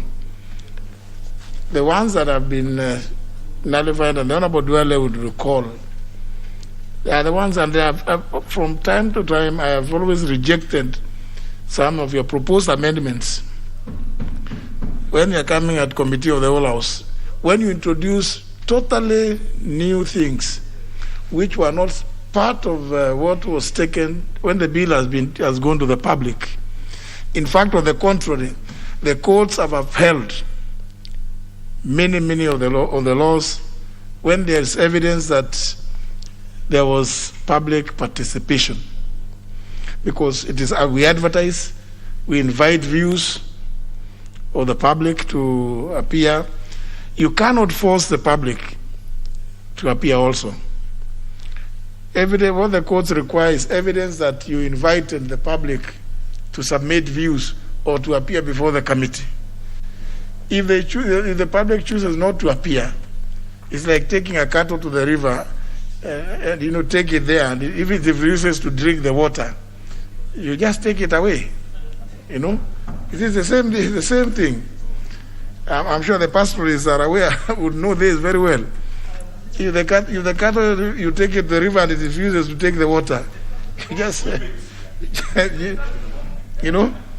So, evidence, the courts have always held that whenever there is evidence adduced that, yes, Parliament has shown that they advertised for the public to appear or submit views, even if it's one person, or indeed if the public does not submit, what is required is that the effort, that we did not ignore the provisions of that Article 118. But again, also to be cautious, we are a House of Parliament. We have our own rules in the standing orders. It is much easier to provide for this public participation in your standing orders rather than in a standalone Act of Parliament, because the danger of codifying that kind of process in an Act of Parliament is to tie yourselves. And your own standing orders, you can move a motion to suspend an operation of a particular standing order, and for reasons which are on record, you will do it. But when you put it, when it is in an Act of Parliament, it will become that every now and then circumstances change. You will have to go the process of an amendment to that Act of Parliament. You will still have to go again to the public to go and ask them, and they tell you, no, we are not convinced about what you are telling us. So, in fairness, I think it's good. Let's consider that because the courts have not faulted the process of public participation. The only thing they have done, and I know this, I'm speaking from knowledge, is I know some things which you members, introduced on the floor, and they were challenged by other people out there. They said, look, this bill was about this. You introduced this other stuff on the floor of the House during committee of the whole House. The public was not aware that you had to consider this, or this was to be part of this law. Those are the things that the courts have always pointed out. No, this you have gone out of your way, and that's why, from time to time, whenever there is a bill that is coming here and is going to committee of the whole House, I have to look through the various proposed amendments to see whether they go out in the scope of that proposed, that law, that bill. Because if they go out in the scope, if I allow you to come and consider it here, then it will be of no consequence. You will be happy that it has passed here, but it will run the risk of being outlawed or being annulled by the courts. But and that's something that we really we can always be on the guard. The courts have not been in any way gagging the House, because as I think one of you pointed out about you, Honorable Chris Wamalwa, about Article 94, that indeed you are the House that legislates, but sometimes with the assistance of the other participants. You know them. Honorable Ishungwa. Thank you, Honorable Speaker, for the opportunity to add my word on this matter. Let me also begin by thanking the Honorable Duale for raising the issue, because, as he indicated, it's quite a substantive matter that needs your very considered guidance, Honorable Speaker. But I want to identify myself more with what has been said by the Honorable Member for Ugenya, that indeed what the court was doing was creating a clear distinction between the repeal of the Constitution and constitutional amendments. And I think what we are involved in with the legislative bills before the House are actually amendments to the Constitution and not a repeal of the Constitution. Honorable Speaker, I've also listened, and quite a number of the honorable members have tried to belabor the point that the courts may have erred, and I'm not saying that the courts are angels, that they cannot make mistakes. They could make mistakes, and that is why we have the Supreme Court, and the parties involved in this matter still have the right and the opportunity to converse the issues that are before the courts, or that were before the High Court and the Court of Appeal in the Supreme Court. Honorable Speaker, my own reading and understanding of that judgment, and especially on the doctrine that has been raised on the basic structure, and I just want to join Honorable Mbadi by saying that I'm not a lawyer, but like him, being an accountant and an intelligent Kenyan, as he said, we are able to read and decipher what basically forms the basic structure of a constitution, or even the basic structure of a building like this, Honorable Speaker. And it is those things that hold a structure like this, even this chamber together, Honorable Speaker. The pillars that hold this structure together is what the Constitution is, or the doctrine is calling the basic structure. That there are those particular pillars that the judges have identified, and we do not need to say that they're importing things from India, Honorable Speaker, because everything has its own basic structure. And even our Constitution, Honorable Speaker, I want to identify with the judges that it has a basic structure that holds the country and the Constitution and our republic together. And Honorable Speaker, if you listen to the judges, they mention particular things, Honorable Speaker, that they spoke to. And those things, Honorable Speaker, listening to Justice Musinga, the President of the Court of Appeal, he, for instance, gave the example of the question that Kenyans voted on in 2010. And he asserted that Kenyans chose and elected to have a pure presidential system.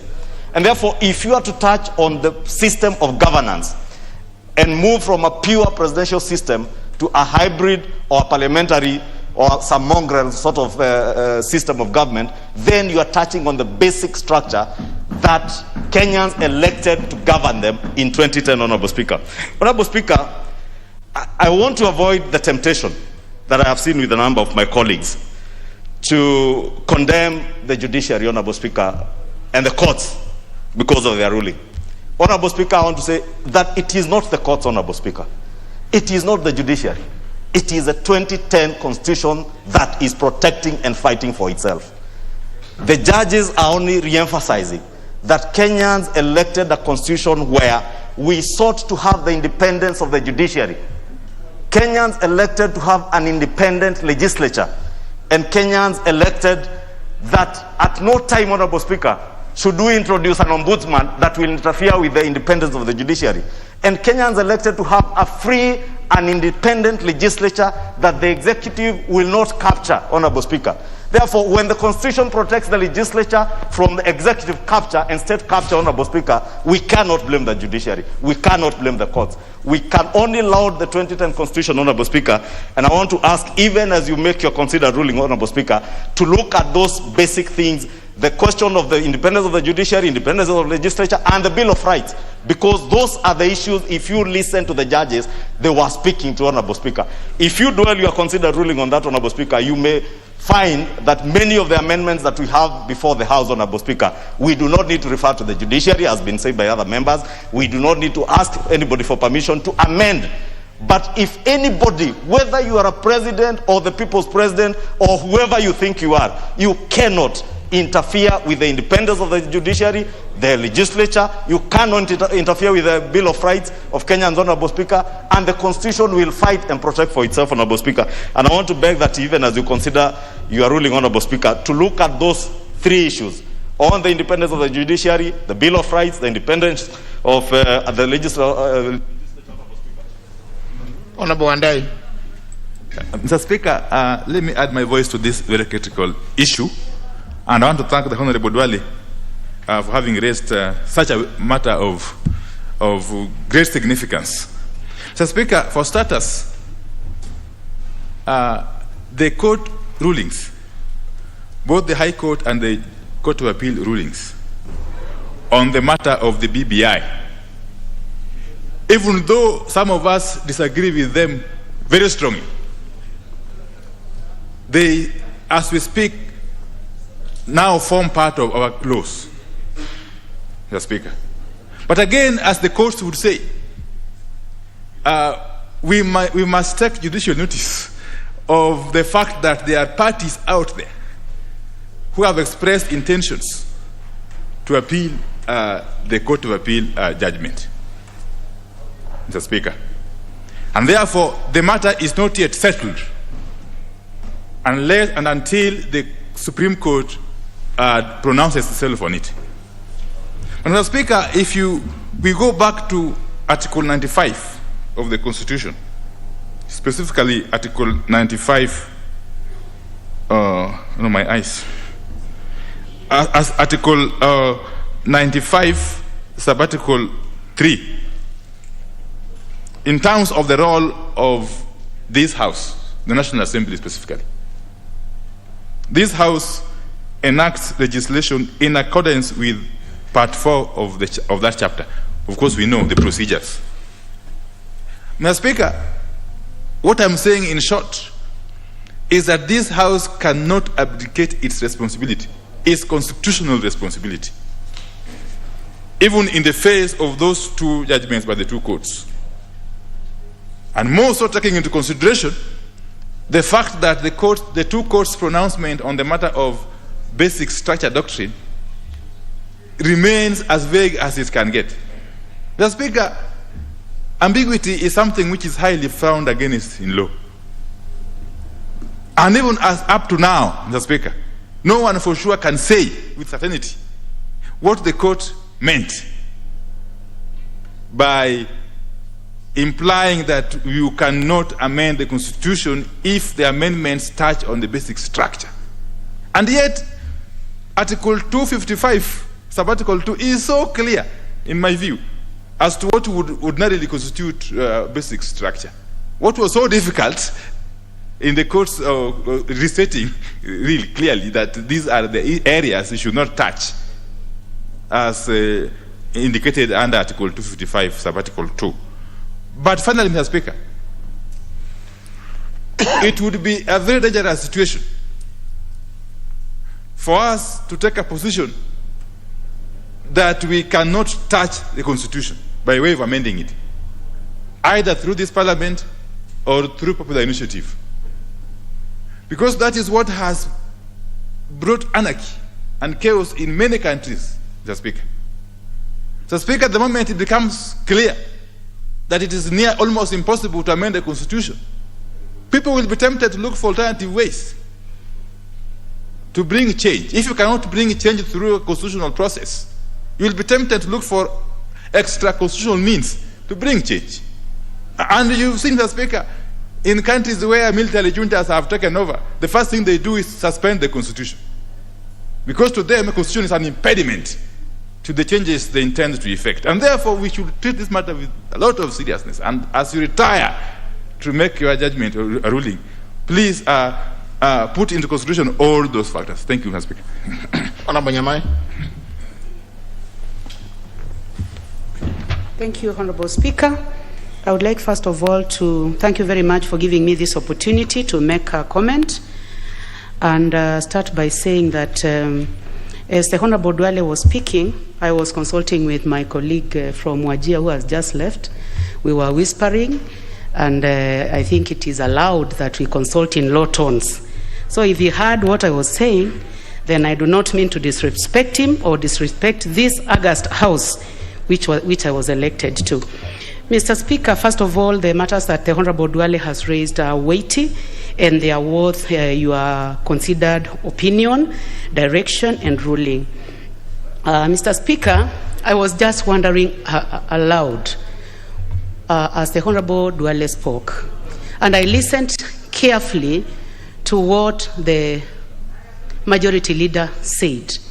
And I have listened to all the honorable members who have raised matters on this subject.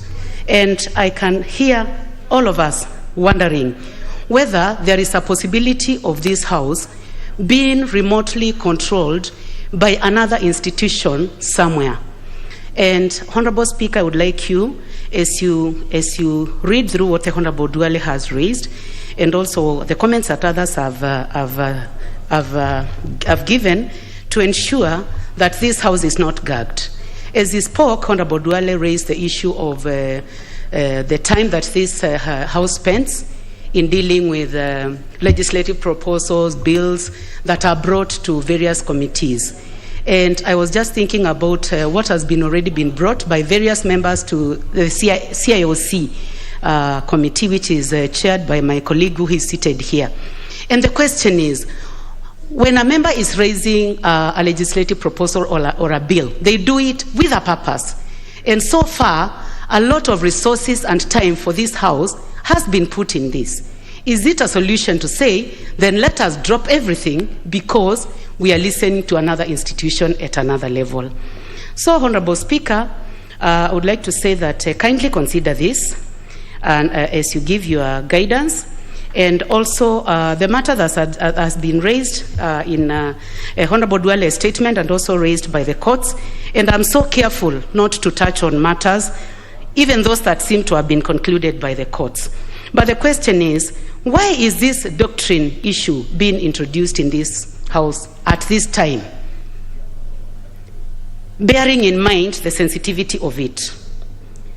Is this doctrine that they mentioned, is it a foreign word within our constitution, or it is a matter that we can prosecute?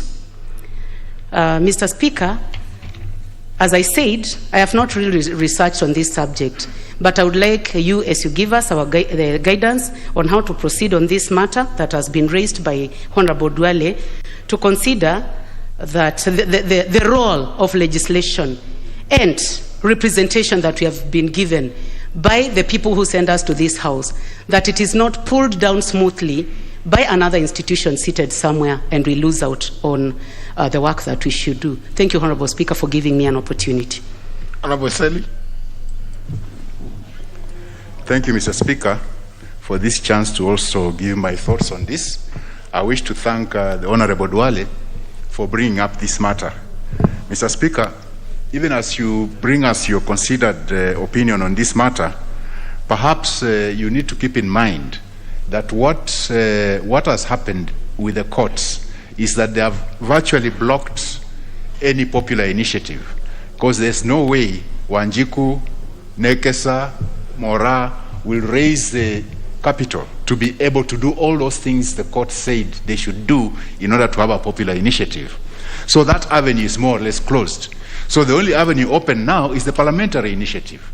So, Mr. Speaker, when you give your opinion, please consider that that is perhaps the only avenue left for us to amend the Constitution and allow these bills to run their course.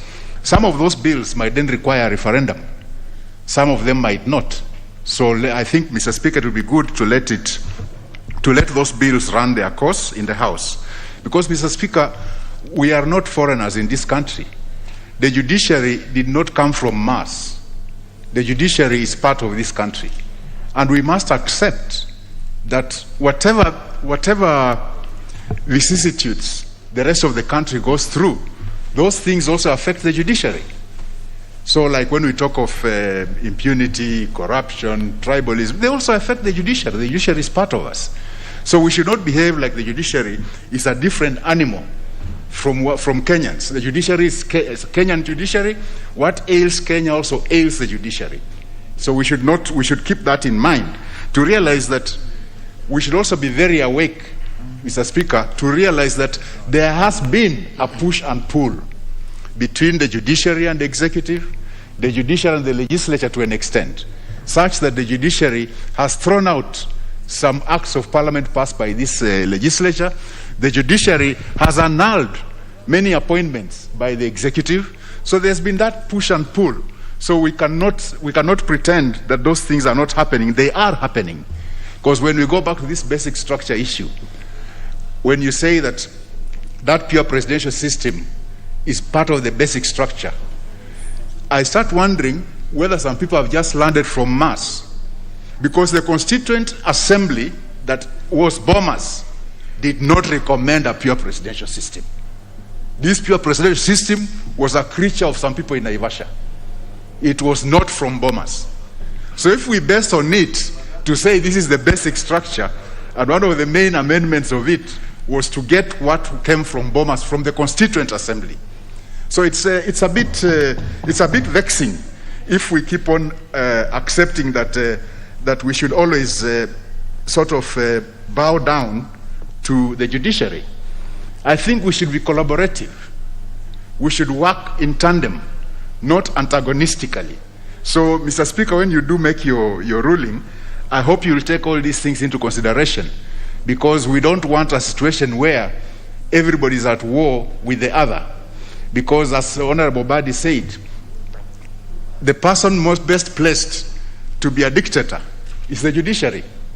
They can annul everything the executive does. They can annul everything the legislature does. And we don't want that to open that kind of avenue. So with your considered ruling on this, I hope that you'll take all this into consideration so that we don't create a more acrimonious situation than we already have. Thank you, Mr. Speaker. Honorable Nyikal. Thank you, Mr. Speaker, for giving me this opportunity. And may I also allow Honorable Duale for bringing this. It's such an important issue as raised that maybe if it would have been a motion that we discuss and resolve, probably that would have been faster. But that may be within the purview of what your recommendations will be. But Mr. Speaker, to me what I see is that actually we are in the process of implementation of the Constitution, and that perhaps there are still certain areas like where we got ourselves now that we have not looked up. So it looks to me like it's very important that the COEC, the Committee on Implementation of the Constitution, should constantly look at our Constitution and bring out areas where there are gaps that would create problems if they were to be handled at a time of a crisis when interests are high. I think that is the basic issue that came. Because, Mr. Speaker, when I saw what went in court in the whole issue of BBI, it was to a large extent process. How does Wanjiku start a popular initiative? And I think that was the main issue. And it has now come, I'm not a lawyer, but it looks like when you have an area where there are no clear letter of the word, then obviously the courts have to make their own decisions, and then it attracts a lot of interpretations from many people, including non-lawyers. So then we are saying we need to have those clearly stated somewhere. Mr. Speaker, it's also sad because when you get to that issue, that situation, then the contents of the issue, such as the contents of the BBI, gets lost in the process. And once that happens, then the whole process gets politicized. And it is now easy to see it in terms of pro and against instead of the content of what is being discussed. So, Mr. Speaker, the only content I saw here was the doctrine of basic structure. But this word has become so popular. I'm not a lawyer, but it has become so popular. It's so romantic that it looks like something that if you touch, you can't touch it. I cannot imagine myself also that the people will come together, create a constitution, and then they are told, this constitution you created, even you can't touch it. How can that be? I think even in our constitution, the provisions that said, if you want to do this, this, and this, you go through a referendum, to some extent really gave what those the basic structure are. And that is probably what we should have used.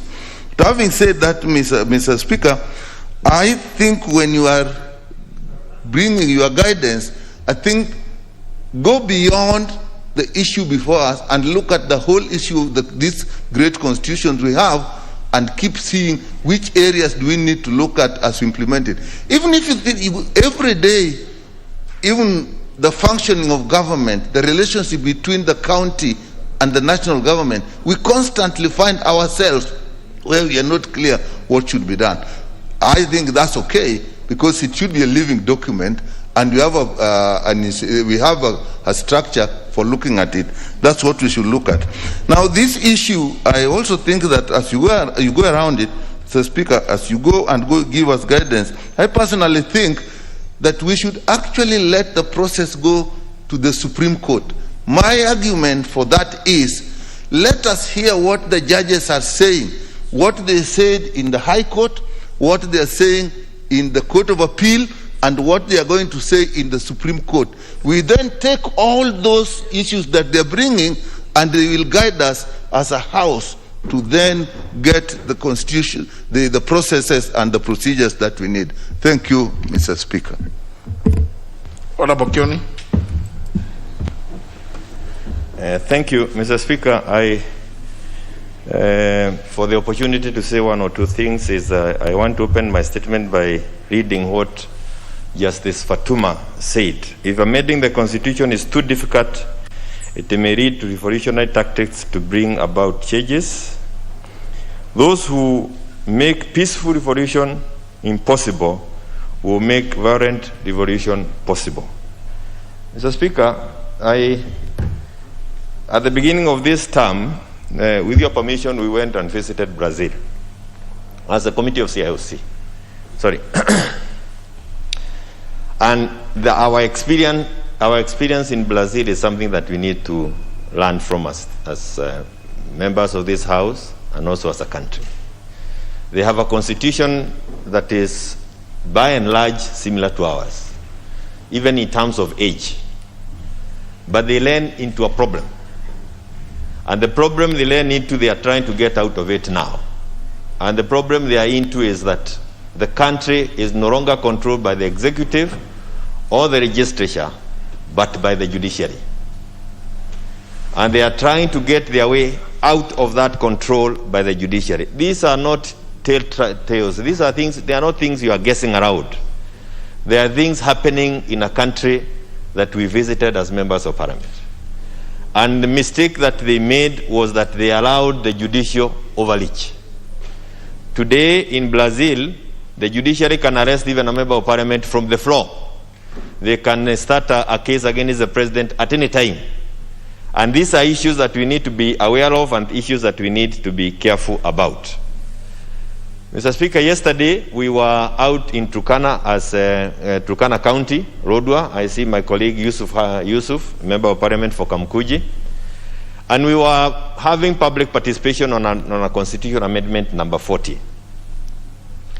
And the opening statement from one of them there is that we want everybody elected, including chiefs. If you allow me to say it in Kiswahili, kila mtu apigiwe kura. And you know that while we didn't get to the depth of that statement, but you could see that's a fundamental statement coming from an ordinary person out in the county of Turkana. What informs him to say that he wants everybody voted for? It's something that we may want to go back and ask him why, but we didn't have that time. Article 94 of our Constitution, I know members of Parliament keep saying we have three functions, and it is true we have the three functions. But Article 94 also seems to add another function, and that is protecting the Constitution of 2010 has been given to to members of Parliament. Parliament has the role of protecting the Constitution. I've gone through the functions of the judiciary. Theirs is to interpret. And Mr. Speaker, it is important that we understand that if we are the ones to protect the Constitution, it's unimaginable that somebody can then think that we have to go to the judiciary every time we want to deal with the Constitution or amend the Constitution, for them to allow us to do what we are supposed to do, including amending the Constitution. So, Mr. Speaker, this ruling that was given, and it is useful because it has helped us to get into a lot of debate. I was involved in the making of the 2010 Constitution at one stage or another. I cannot remember anywhere where we all wanted to have eternal crosses that were eternal, like the Bible. You cannot rewrite the Bible. The Bible was written by God, by Jesus, and you cannot rewrite it. So when you talk of eternal crosses, it's like we give ourselves crosses that we can no longer touch. We will all die with the way they are written. I don't remember that kind of a discussion, where we give ourselves articles in the Constitution that we cannot amend. I know, and I believe, and I know that is a discussion we had, that it is the amending of articles that is different. Some will require referendum, others will not require referendum, others will have to get You can amend them through popular initiative. So all these channels were opened in our constitution. Where we thought that these are fundamental issues that relate to our country, we said that you need to go to the people through a referendum. Mr. Speaker, I also want to associate myself with the issue of the popular initiative. This popular initiative, if it's not, again, given another interpretation by the court, has been taken away from Wajiko, because Wajiko cannot be able to amend the constitution through popular initiative and conduct civic education, be able to do Honorable Kioni, I will give you an extra minute because I also want you to tell the House where the referendum bill is. Thank you. Mr. Speaker, I wanted to say that even bringing the Constituent Assembly together was also impossible. And we remember, Mr. Speaker, when we passed the 2010 Constitution, we said there is a 20% that we need to work on. Even that has been shut out by the ruling by the court. On the referendum bill, Mr. Speaker, I remember that we did table a referendum bill in this House at the very beginning, before any other person had a proposal. That time, the leader of majority was Duale, and I wish he was here to tell us where it went, because we have been waiting for it to be brought to the other stages. But instead of it being processed, JLAC came up with another one, and it was processed ahead of ours. And that also happened with another bill that we had done on IBC on the issue of quorum. So when I hear the court talking about quorum, I know also that there are those individuals who made it impossible for us to process those bills, and perhaps rejoicing because now they seem to have cost us. So, Mr. Speaker, I'm saying, as a committee of CIOC, we worked on those two issues that the court talked about. IBC quorum, and we finished with that bill, and also the issue of the referendum bill. And we went through public participation. They are in the process. They should have been brought to the floor to be processed. That was way before Kimunya came into office, for those who want to talk about it. I wish Duare was here to tell us why is it that the House Business Committee never prioritized them. I thank you, Mr. Speaker. Honorable Akoth. Thank you, Mr. Speaker, for giving me this opportunity. And Mr. Speaker, I want to thank Honorable Duale for raising this issue. Mr. Speaker, let me start by saying that I very respectfully and honorably disagree with the courts, especially on the issue of the basic structure. Mr. Speaker, I want to say that just the way the country has given us this opportunity to legislate as members of parliament, we have also given honorable men and women the opportunity to serve us in the judiciary. And when they sit in that position, they sit as a few honorable men and who will give their views, which may differ from our views. And I speak with authority, Mr. Speaker, as also a lawyer. And as a lawyer, I can say I can disagree with them respectfully. That does not mean I disrespect the judiciary. Mr. Speaker, I listened to Honorable Mbadi on my way here, and I want to agree with him that any arm of the government can actually be autocratic. And we must always guard and ensure that none of them goes way above what the powers that they have been given in the Constitution. You should not go against your powers. The president can't go against his powers. Neither can the judiciary, Mr. Speaker. And I think when the judiciary goes against their powers, there are people who want us to walk stealthily around them like they are sacrosanct, they are God. The only person I do not challenge is God. When I agree with the judiciary, I speak very clearly because they are not God. Even when I disagreed with the president, I say very clearly because it's not God. And if I disagree with you, Mr. Speaker, I will say clearly because you are not God. The only person I may disagree with, but I will not say, is God. And Mr. Speaker, I want to say, yes, I may disagree with God, but I may disagree, but I will not say because it's God.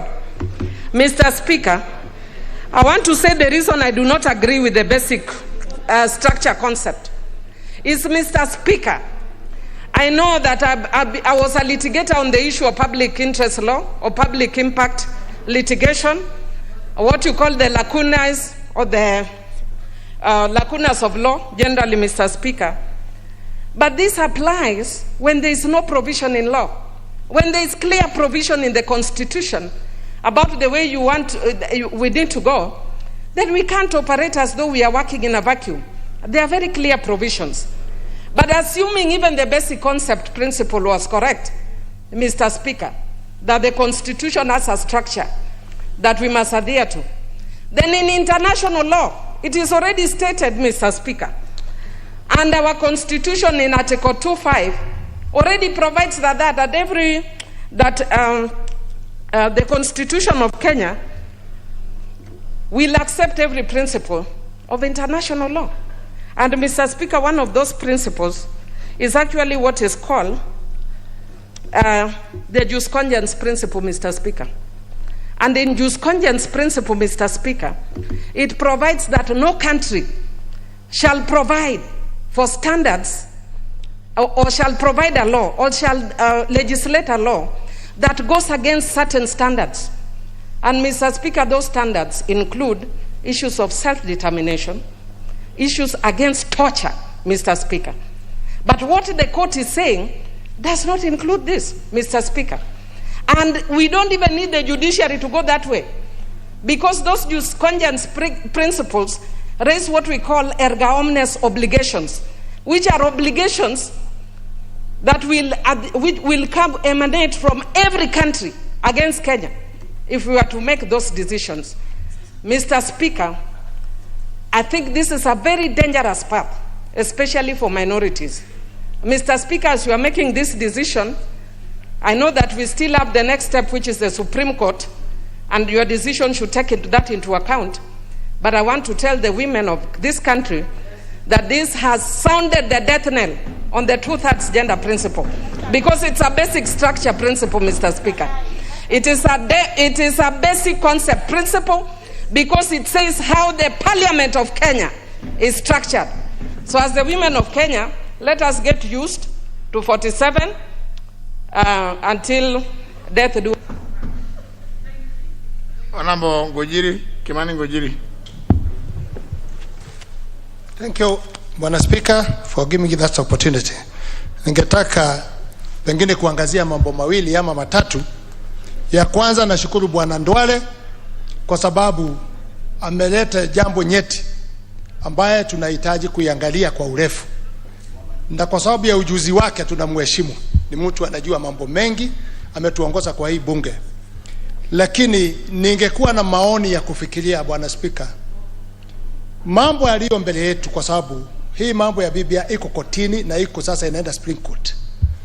Tuwape nafasi kwa kisheria waendelee na mambo yao. Lakini sisi tukiwa kama bunge, tuna mambo nyeti tunataka kuangalia, mambo matatu. Jambo moja, kuna shida kubwa sana kwa sababu ya ugonjwa wa COVID. Hiyo ni mambo ya muhimu katika hii bunge tukua tukifikiria. Tunasema kuleta katiba mpya wakati watu wanakufa. Tunaletea nani?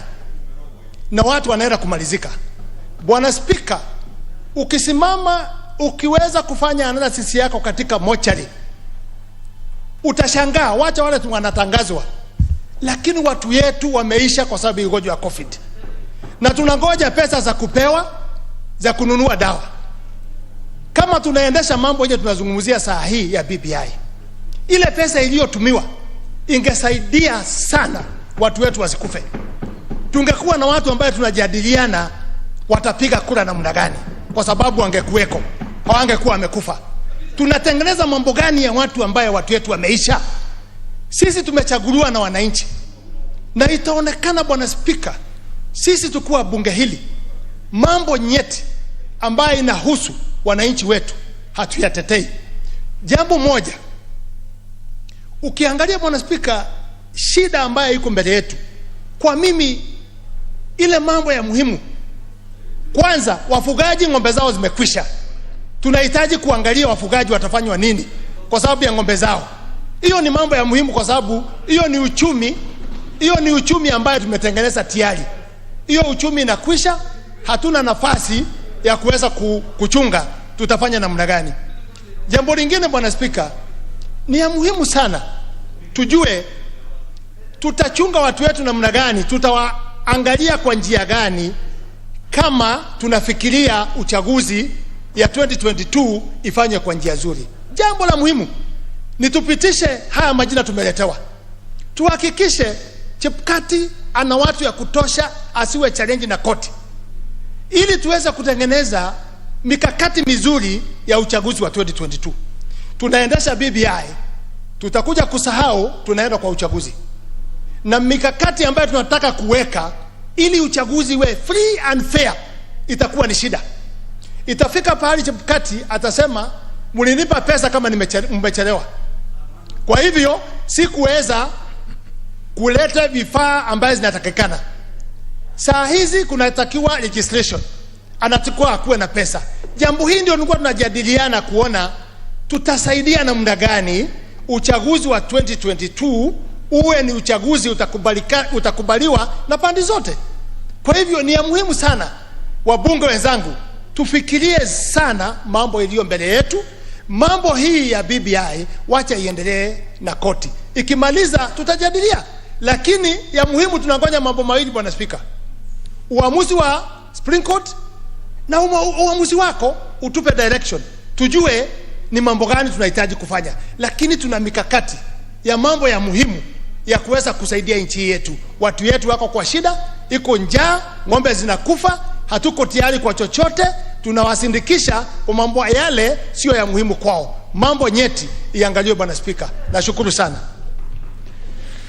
Well, I think now finally, because we may be veering off from the issue raised by the Honorable Duale, let me hear the member from Ndiwa, and then we close, because some of them it's not exactly. Yes, Honorable. Thank you, Mr. Speaker. Mr. Speaker, my own worry in this is that the process of public participation or popular initiative was challenged. But those who were challenging and defending the High Court did not even do public participation. They were just lawyers. And the issue of Wanjiku have been abused to the core. The second point is, can we have 7 judges replacing the Constitution by legislation, especially when it touches the basic structure doctrine, which I think is foreign? We need your ruling on that. Number 3, Mr. Speaker, I listened to the 10 hours deliberation, and I would like your guidance where it comes that you borrow jurisprudences from foreign countries to something which is local.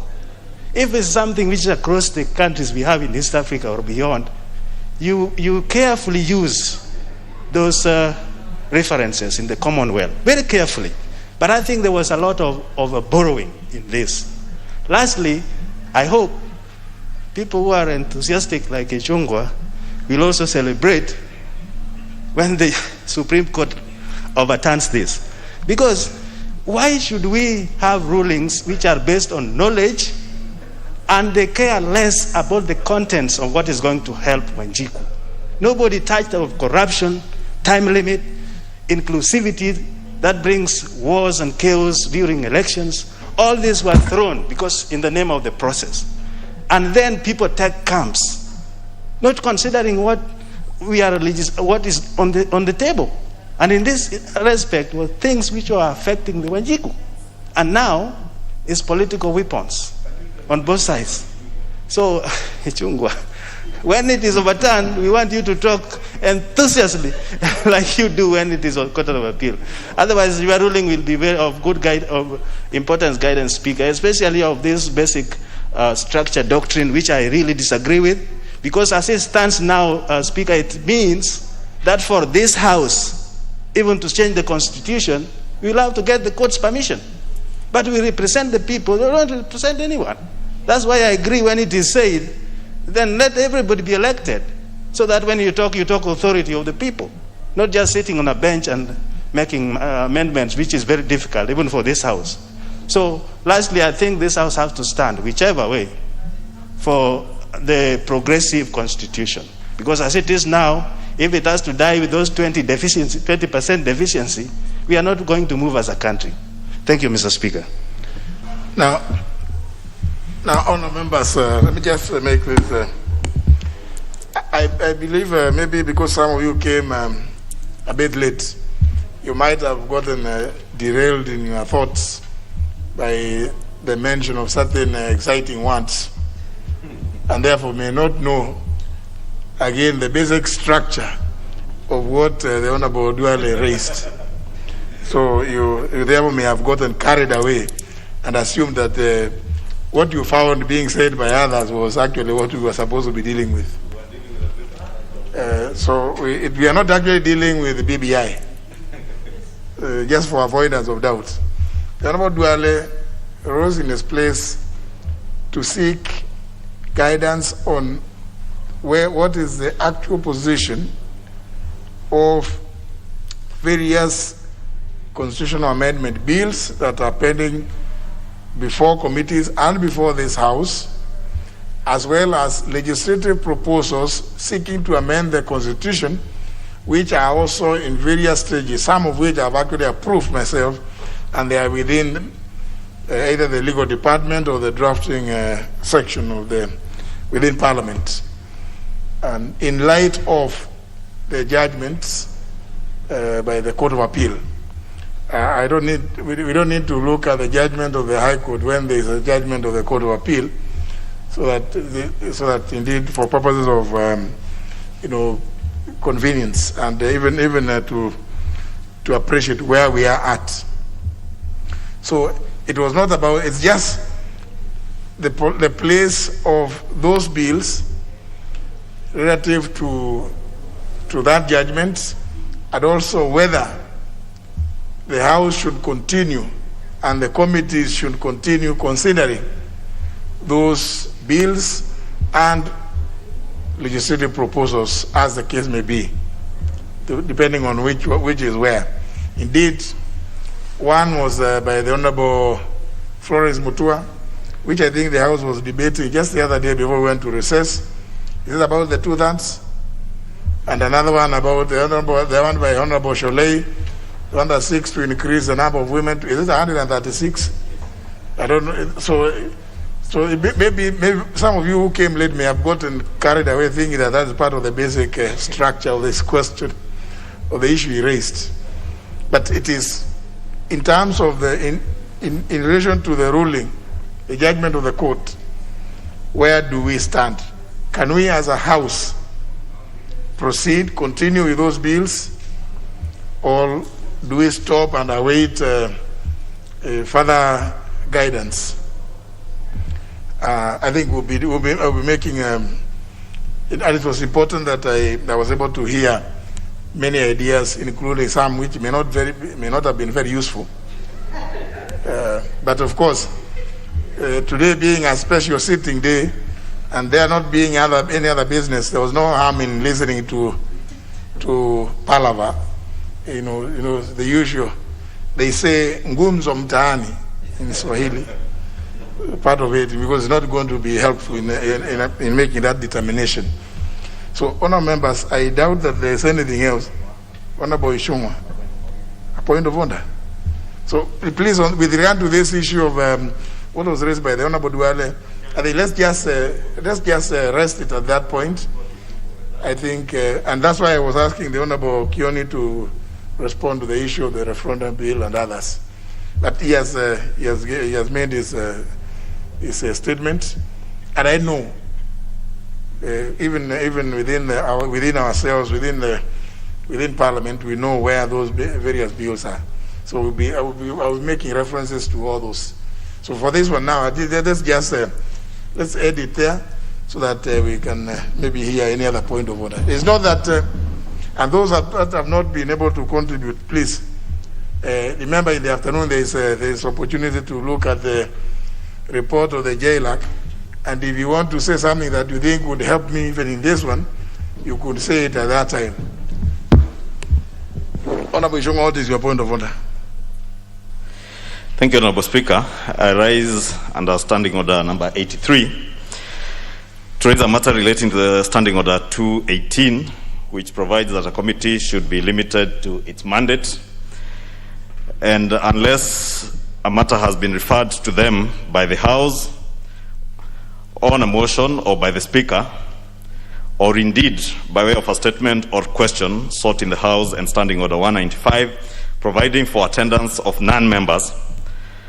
And you are aware, Honorable Speaker, that by practice of this House, that sittings of the House take priority over any sittings of a committee. And Honorable Speaker, this, even being a special sitting, of course, takes precedence over other sittings, even those of committees, Honorable Speaker. Again, as you have previously guided and in line with our standing orders, unless a committee is meeting while the House is sitting, with your permission. Honorable Speaker, I raise this issue because I am aware that currently the Committee on Security is holding a meeting, Honorable Speaker. And Honorable Speaker, in many of your considered rulings before, and in particular, Speaker, I remember on the 10th of June 2014, on the issue of the recall of cabinet secretaries, Honorable Speaker, and how committees in this House would go about the procedure of recalling or impeaching a cabinet secretary, Honorable Speaker. You indeed, in that ruling, Honorable Speaker, there is a point where you said that you do not countenance that the House or committees of this House would go on a fishing expedition. And Honorable Speaker, in many other rulings, you have ruled, in fact, that our committees should not be on fishing expeditions. We should not dwell committee business and the business of this House, Honorable Speaker, on matters that we pick from newspapers or electronic media, Honorable Speaker.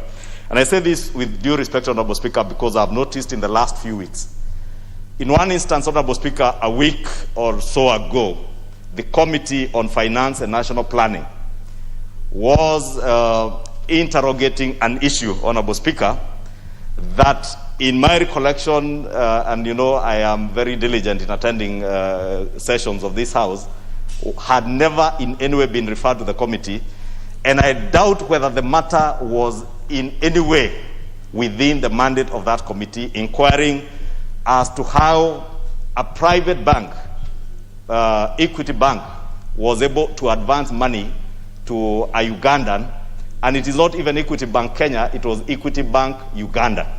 Honorable Speaker, it is a matter that was canvassed before broadcast media, and Honorable Speaker, I found it wanting, Honorable Speaker, that we are now getting tempted to use our committees to advance our partisan party politics using committees of the House. Honorable Speaker, I'm raising this issue because again today, the second instant, the committee chaired by the Honorable Mwadhi, and I did see him, even at the risk, Honorable Speaker, of also alluding to things that were in the media. I did see him in the media saying that they will be sitting today, meeting the Cabinet Secretary in charge of the national security or interior, national coordination, on the question of the withdrawal and scaling down of the security of the Deputy President, Honorable Speaker. To my recollection again, Honorable Speaker, this House was on recess. There was no question, there was no petition, there was no statement sought. And when I listened to the chair in the electronic media, Honorable Speaker, asserting that the Deputy President's people, and I don't know which people those are because all Kenyans are the Deputy President's people, raised these questions, and therefore the committee is looking into that matter. Honorable Speaker, aware that we had a special sitting today, you will recall this morning, Honorable Speaker, you had to ring the quorum bell for quorum to be present for business that we have been called on a special sitting to begin. Honorable Speaker, you can count the handful members of Parliament who are here this afternoon, Honorable Speaker, and from this morning. And aware that that committee is now sitting, Honorable Speaker, and I'm privileged to have perused through some of the documents that have been tabled before that committee, Honorable Speaker. And you get the feeling, Honorable Speaker, one, that either the chair of that committee or certain members of that committee are using the committee either to advance other things other than those that we ought to be inquiring into, Honorable Speaker. I am aware, Honorable Speaker, I've just looked at the business before that committee. Honorable Speaker, there are 55 questions that have been referred to that committee. It's not yet clear when I checked at the table office this morning how many of those questions they have been able, their clerks are yet to table a report to show how many have been responded to. They have 32 statements that we have sought, including my statement, Honorable Speaker. I think 2 of my statements that I have sought, and many other members, touching on the lives and the security of Kenyans, Honorable Speaker. Some that touch on banditry issues in the counties of Samburu, Laikipia, Turkana, that members, and the recent skirmishes that were there in Marsabit, Honorable Speaker. Out of the 32 statements sought, only 12 have been responded, Honorable Speaker. Therefore begs the question why this committee would be so overzealous, Honorable Speaker, to get into business that has not in any way been referred to them by the House or from the Chair, Honorable Speaker, and be overzealous. And Honorable Speaker, there are indications that indeed the Cabinet Secretary in charge of the Interior is the one who has orchestrated that meeting to be held this morning, with print and electronic media fully broadcasting the proceedings of that committee live. And Honorable Speaker, when we talk about state capture and the executive capture of this legislature, Honorable Speaker, and that's one of the issues, Honorable Speaker, I would want you to guide us on. How do those other people outside there, how do we come to allow cabinet secretaries and functionaries of government, Honorable Speaker, to cause committees to sit for them to come and advance whatever issues they want to come and advance, and use our parliamentary processes, Honorable Speaker, either to cleanse or sanitize their actions, Honorable Speaker? To me, Honorable Speaker, this is going to the core of belittling the mandate of this House, Honorable Speaker. And also, Honorable Speaker, playing games with the oversight role. And I'm not saying the committee should not inquire into anything. They have every right to inquire, Honorable Speaker. But we must not allow the committee to be used by the executive, Honorable Speaker, either to sanitize, to cleanse, or in any way, Honorable Speaker, to use parliamentary privileges to disparage people who cannot defend themselves before that committee. I have seen part of the documents tabled, Honorable Speaker, is information that has been tabled before that committee, listing all the properties, farms, businesses, kiosks owned by the Deputy President, and how many officers are guarding those premises. How I wish, Honorable Speaker, we would have seen the same Cabinet Secretary indicate how many GSU officers are guarding his own house in Karen, how many are guarding his house in Nyamira, how many are guarding his farm in Kiserian, Honorable Speaker. Honorable Speaker, maybe you should also tell us how many are guarding me and you, Honorable Speaker, because we must not use the privileges of this House and committees of the House, Honorable Speaker, to advance our partisan politics, Honorable Speaker. We are all members of Parliament. We have the liberty to raise issues before this House, Honorable Speaker, like I am raising today. But I must not use this floor, Honorable Speaker, to disparage even those that I believe are thieves, those I believe that have stolen from KEMSA, those that I believe have stolen children's land in Ruaraka, Honorable Speaker. I must not use this floor. But, Honorable Speaker, what I want you, Honorable Speaker, to give us a very considered ruling on, Honorable Speaker, are pertinent issues. One, who sought the matter to be inquired into, Honorable Speaker, because as far as I'm aware, Honorable Speaker, the matter that had been sought was by Senator Cherargei in the Senate. I do not know how now the two houses are working, Honorable Speaker, that a matter can be raised in the Senate and the Committee of the National Assembly starts an inquiry into it, Honorable Speaker. Two, the committee, Honorable Speaker, as I said, has 32 statements, 20 of which are yet to be responded. Was it priority for this committee to belittle issues that concern on the security and the lives of Kenyans that have been raised by members of Parliament?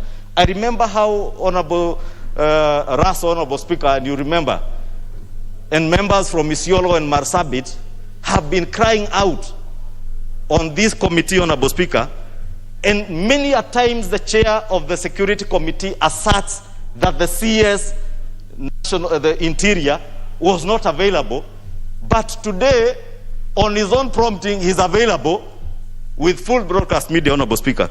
Three, Honorable Speaker, there are over 55 questions that have been put before this committee. Maybe the clerk to inform the House and you, Speaker, how many of these questions have been responded to, and why the committee is not according these matters priority over those issues that are being brought to them by cabinet secretaries. Again, Honorable Speaker, I would want to know, are there any members who are not members of the Security Committee who had written to the committee asking to be allowed to attend the sittings of that committee during this particular matter, under Standing Order 195? And if so, who are those members, Honorable Speaker? Lastly, Honorable Speaker, as I said, since the business of this House takes priority, and today is a special sitting day, Honorable Speaker, maybe you could consider, and I know maybe it may be too late now because it's already 12:30, I had sought you to consider suspending the matter that was under consideration by the committee so that members would focus on the issues that the Leader of Majority, called the House back to address during this special sitting. Honorable Speaker, also please consider directing the committee to prioritize matters pending before it. And I mentioned particularly, Honorable Speaker, a statement that I had sought and a question that I had sought from this committee, and those of 20 other members who have statements, and the 55 questions, Honorable Speaker, that are before that committee, before embarking on these headline chasing matters that only end up embarrassing this House, Honorable Speaker. And I must again reiterate that we are honestly embarrassing this House when we allow members of the executive, be it a cabinet secretary or principal secretary, to use committees of this House and the media, Honorable Speaker, to come and use parliamentary privileges, Honorable Speaker, to say things about people who will not sit in that committee, Honorable Speaker. And again, more importantly, Honorable Speaker, if the committee is not inquiring into a matter that has been referred by this House, Honorable Speaker, automatically it means that matter, there is no report that will be tabled in this House for us to be able to interrogate the issues that are being said in that particular committee. And that is the tragedy I saw with the Finance and National Planning Committee, where people go on a fishing expedition to the extent, Honorable Speaker, of saying very disparaging things against a head of state of a friendly nation, the President of the Republic of Uganda, who had tweeted that the Ugandan had gotten assistance from Equity Bank. And I know maybe Honorable Gladys Wanga, being the chair of that committee, may be very averse to fishing expeditions. But on finance matters, Honorable Speaker, I can tell you it is possible for the Equity Bank Uganda to organize syndicated loans to an individual or an organization in Uganda to the tune of 15 billion shillings. But it may not be possible, even with the capitalization of Equity Bank Uganda, to be able to lend as an institution. And when the chairman uses the media in that sitting, particular sitting, Honorable Speaker, to ask how is it Equity Bank is lending to Ugandans and not Kenyans 15 billion shillings, without allowing the people to enjoy, or rather to get information that indeed, even in Kenya, probably Equity Bank, Honorable Speaker, and maybe being one of the big banks, and even KCB, Honorable Speaker, may not give you a loan of 15 billion shillings singularly, Honorable Speaker. They do it just like insurance company reinsure collectively through syndicated loans, Honorable Speaker. And therefore, we must not use, Honorable Speaker. Honorable Speaker, you may advise the member shouting points of order that I'm on a point of order. I know the member for GEM is new in this House, but it may have taken him a bit longer to learn that when one is on a point of order, Honorable Speaker, you allow them to finish on my point of order, and they are at liberty, Honorable Speaker, to raise the issues that I'll be raising. Honorable Speaker, I therefore want to beg that you give us direction, one, whether we should be using our committees to go on fishing expeditions. Two, Honorable Speaker, how do committees conduct themselves, and chairs of committees, Honorable Speaker, can, in the words of TJ Kajwang, act, did he call it suo moto, on their own motions? Can a chair of a committee act suo moto on their own motions on matters, Honorable Speaker, especially on matters that the House will not benefit from being able to interrogate with the report being tabled before this House. And I wish, Honorable Speaker, to ask that you also consider directing the two committees, the Committee of Finance and National Planning, to indeed table a report if they are inquiring onto the issue of Equity Bank activities in Uganda, to the chairman and the Committee on Security to table a report if they are inquiring on an issue touching on the security of the Deputy President, because it is not a matter to play politics with, Honorable Speaker.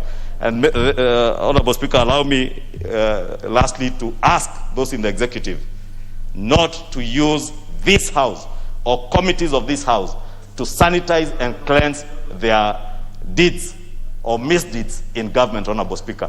If you want to offer information on the Speaker, Honorable Speaker, I think you should be able to bring a petition or a motion before this House, a question or a request for a statement, and you'll be able to inquire on things relating to anyone. Thank you, Honorable Speaker.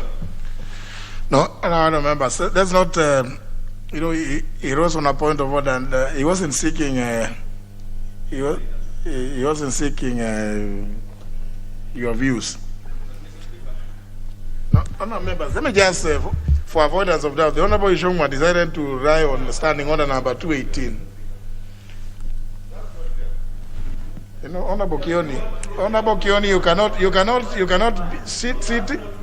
Honorable Kioni, you cannot be sitting. The Honorable Odhiambo, I am on my feet. How long? For avoidance of doubt, that is actually being out of order, Honorable Kioni. Honorable Kioni, you cannot sit there and start shouting that you're on a point of order. Which point of order? Who gave you the leave to say you are on a point of order? You cannot. He has risen, he stood in his place, citing standing order number 218. Honorable Ishongwa cited standing order number 218. But overlooked standing order number 216, which deals with the mandates of committees, departmental committees specifically. And more particularly, subsection 5 of standing order number 216 states that the functions of a departmental committee shall be to A, investigate, inquire into, and report on all matters relating to the mandate, management, activities, administration, operations, and estimates of the assigned ministries and departments. In doing this investigation, the committees can act, they are at liberty to act without seeking authority from the House. Suo motu. The next is the committees also have a function to study the programs and policy objectives of ministries and departments and the effectiveness of the implementation. Study and review all legislations referred to it. Study, assess, and analyze the relative success of the ministries and departments as measured by the results obtained as compared with their stated objectives. And more importantly, also investigate and inquire into all matters. This is important. All matters relating to the assigned ministries and departments as they may deem necessary, and as may be referred to them by the House. But on their own, the committees are not limited. I think with regard to what the Honorable Ishongwa has raised, rather than me going to wait to do a communication on this, because all committees have been doing, you go to the fourth schedule, the areas you cover, the activities of the various ministries and departments. you're at liberty. You don't have to come here to say that we want to go and find out whether people are doing irrigation. No. The Ministry of Water, whether it is doing irrigation in which part, that's your mandate. You don't have to come here all you need to do is to ask the clerk's office to facilitate you to go and find out who is being supplied with electricity, last mile connectivity, all such like things. You don't come to the house. It's just the clerk's office to facilitate a particular committee. And therefore, the only thing that may be valid is, are they going to report to the House their findings? Because if you undertake an investigation, you must therefore bring to the House a report. So the Committee on Administration and National Security, the Committee on Finance, they are put on notice that they must come and bring a report here of their investigations and inquiries. And if they want to travel to Uganda or to Kaksingri, the Honorable Millie Odhiambo can facilitate the Kaksingri visit. But let them, I think I think they want to go to see, if they want to see the farms, I can facilitate. Yes, the Honorable Ishongwa will facilitate, and any other person. Yes. But I think the point the Honorable Ishongwa was raising, more importantly, is please, committees, stick to your mandate. And when you do so, if you make inquiries like those ones, bring a report to the House. Let the House benefit from your inquiries and investigations, if at all, as long as they are well founded. But also, of course, the committees should give us their schedule of activities. And I think the further point is the one on the various statements that have been requested by members. When you have those functionaries appearing before you, you ought then also to take advantage to place before them those questions and requests for statements which have been filed with them, so that they can respond also at that time, and invite the members who either ask the questions, because it can't just be one. But I think I would want to discourage committees from kowtowing to other forces outside of the House. You can only kowtow to the dictates of the House, because you are a committee of the House. So that when people write to you, people should not write to you and express desire to appear before you. To do what?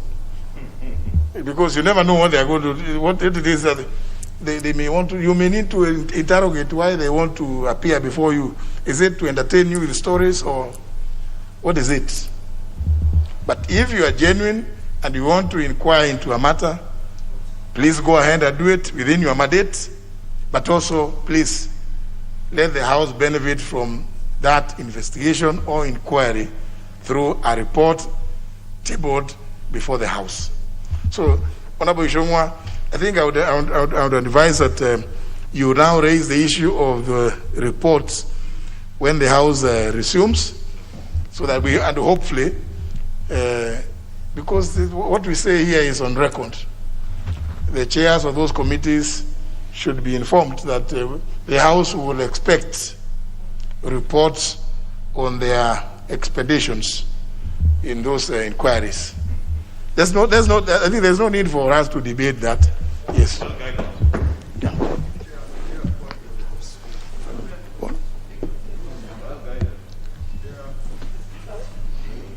It's not on the same matter, Honorable Nyikal.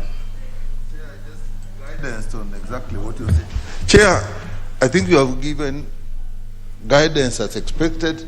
Chair, one issue then comes out, that actually a member thinking is rising on a correct point of order actually comes out on a wrong point of order that actually the committees have the right to do what these committees done. But in the process, the member makes statements that makes the committee sound. Even now, we are not sure whether those committees went on the behest of somebody else. The allegations that we made. In respect to committees, Mr. Speaker, what do we do? Because those points have come out, the statements have come out, the committees have been made to look like they got somebody to invite them. I think that are also important points that we should take into consideration. How do we handle those that have come out, or do we expunge all that of what Honorable Chungwa said from the answer? On the day that the two chairs are in the House, they will report progress, if at all, or what it is, what are their findings, and then during that debate on the report, Honorable Nyikal, the issue you've raised will also be canvassed, because now let's not debate nothing.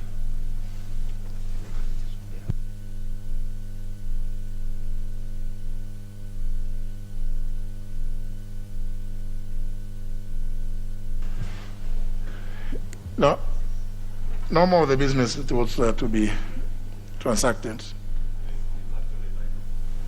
Very well. So, for now, members, the time being 12:53 p.m., the House stands adjourned until today at 2:30 p.m.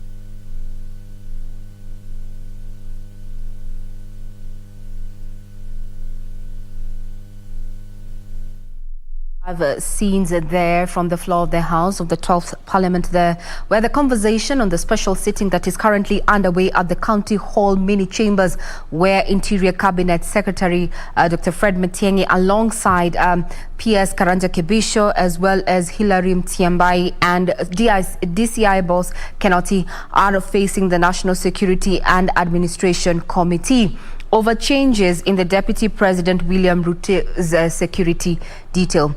Let's have a listen in. This has been happening since morning, and we have our reporter Suleiman Yeri, who is going to be preparing a detailed report in the course of our bulletin. For now, let us have a listen in into what is happening at the County Hall mini chambers. We cannot second guess the Inspector General of our National Police Service. He takes decisions on our behalf throughout.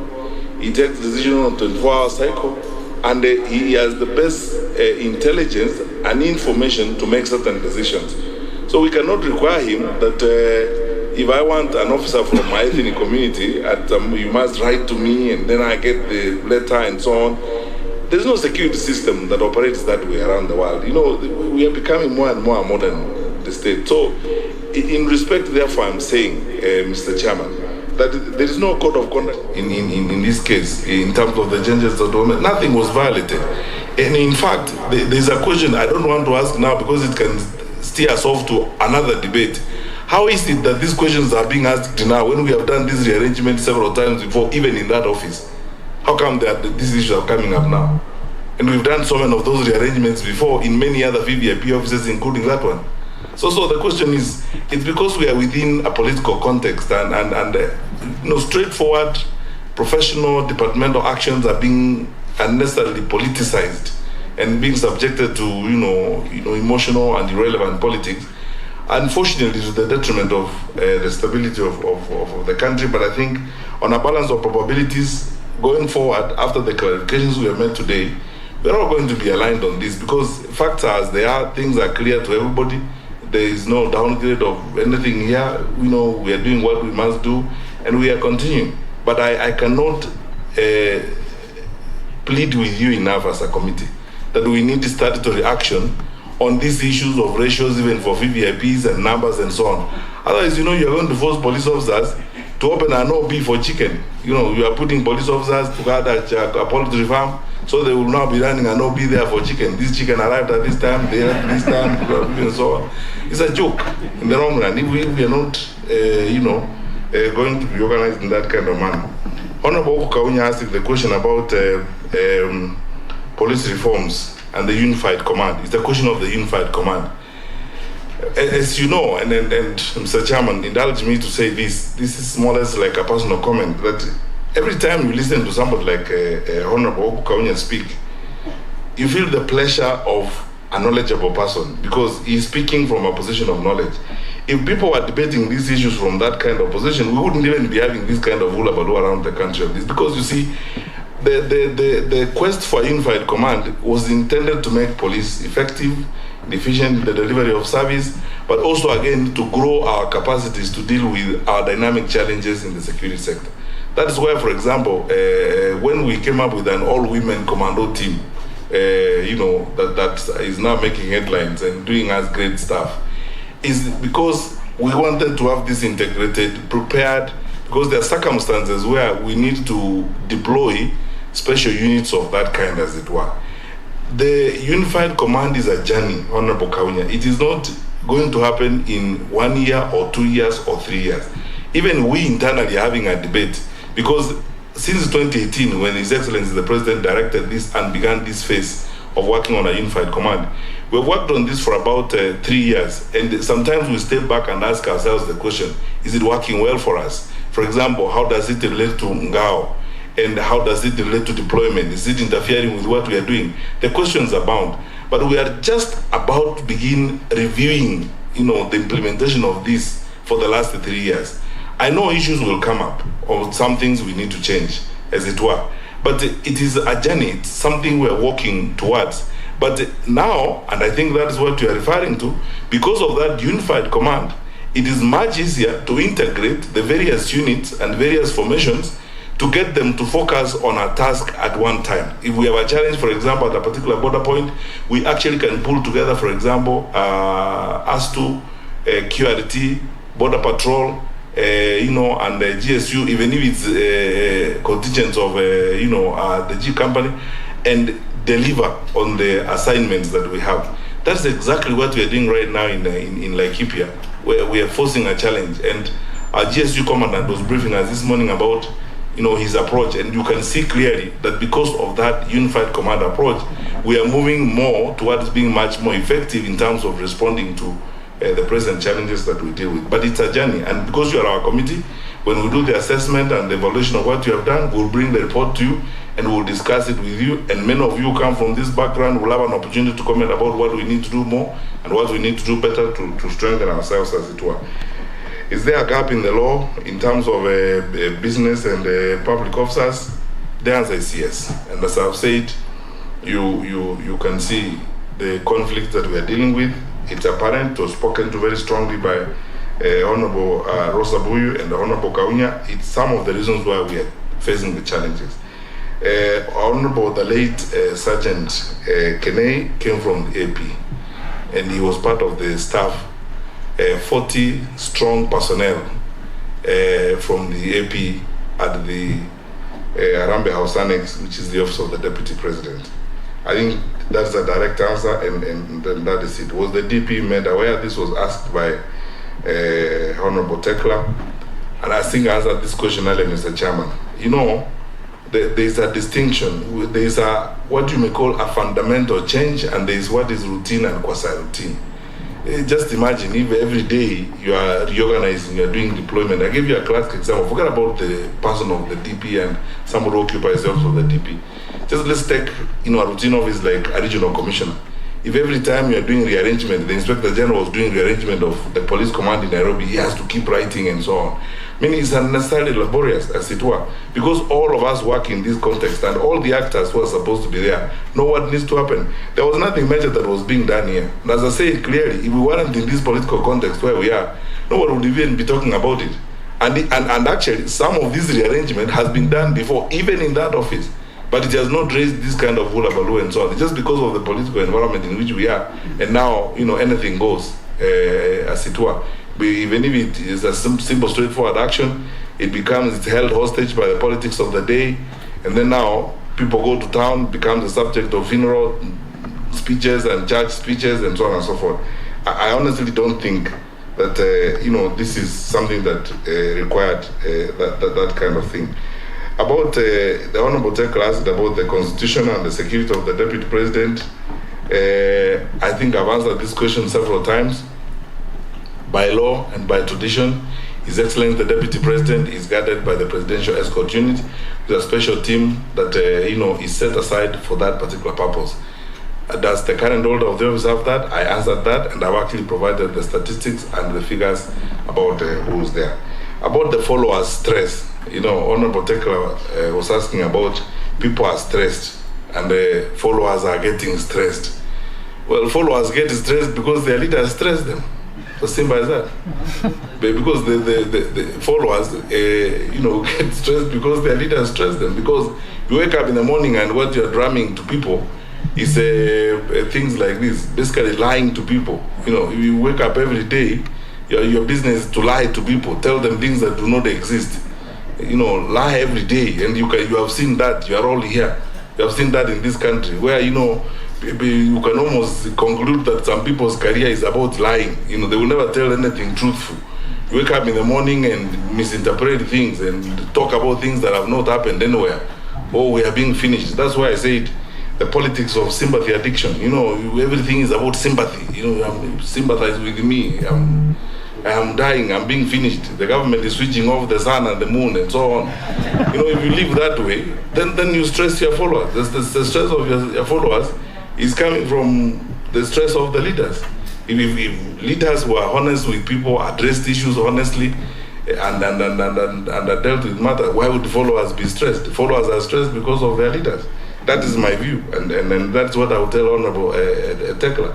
That let people address the issues in a dispassionate manner, in a very clear and objective manner, and there will be no issue about it. Honorable Ngunjiri is worried, so who do we trust when it comes to issues of security and so on? I would like to reiterate this position, which has been made clear by many people, many greater people and greater minds than myself and my colleagues before you this morning. But we are leaders for a season. We have been given an opportunity to make a contribution to our country for a season. We are not going to be here forever. I am, I think, the 12th or 13th Minister of Interior. There will be a 14th, a 15th, and even a 64th Minister of Interior in Kenya. While we have the opportunity, we do what is right for our people and what is right for the country. And formal communications and formal channels of engagement are clear to everybody, that we address each other with a measure of respect. But Mr. Chairman, let me say this, and this was spoken to very eloquently by Honorable Kaluma. Nothing will sustain us than protecting institutions that have been created by the Constitution and by the law. And institutions are bigger than all of us.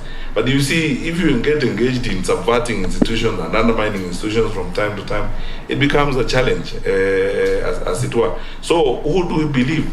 We will believe formal, proper, truthful, factual communication from an office. That's what we will believe. And there are structures. This is a government that is about over 6 decades old. We have found a tradition. This country has been managed by people since 1963 to this day, and they have established traditions of engagement and how you conduct government business. If you have a challenge, you go to your supervisors and discuss it with them.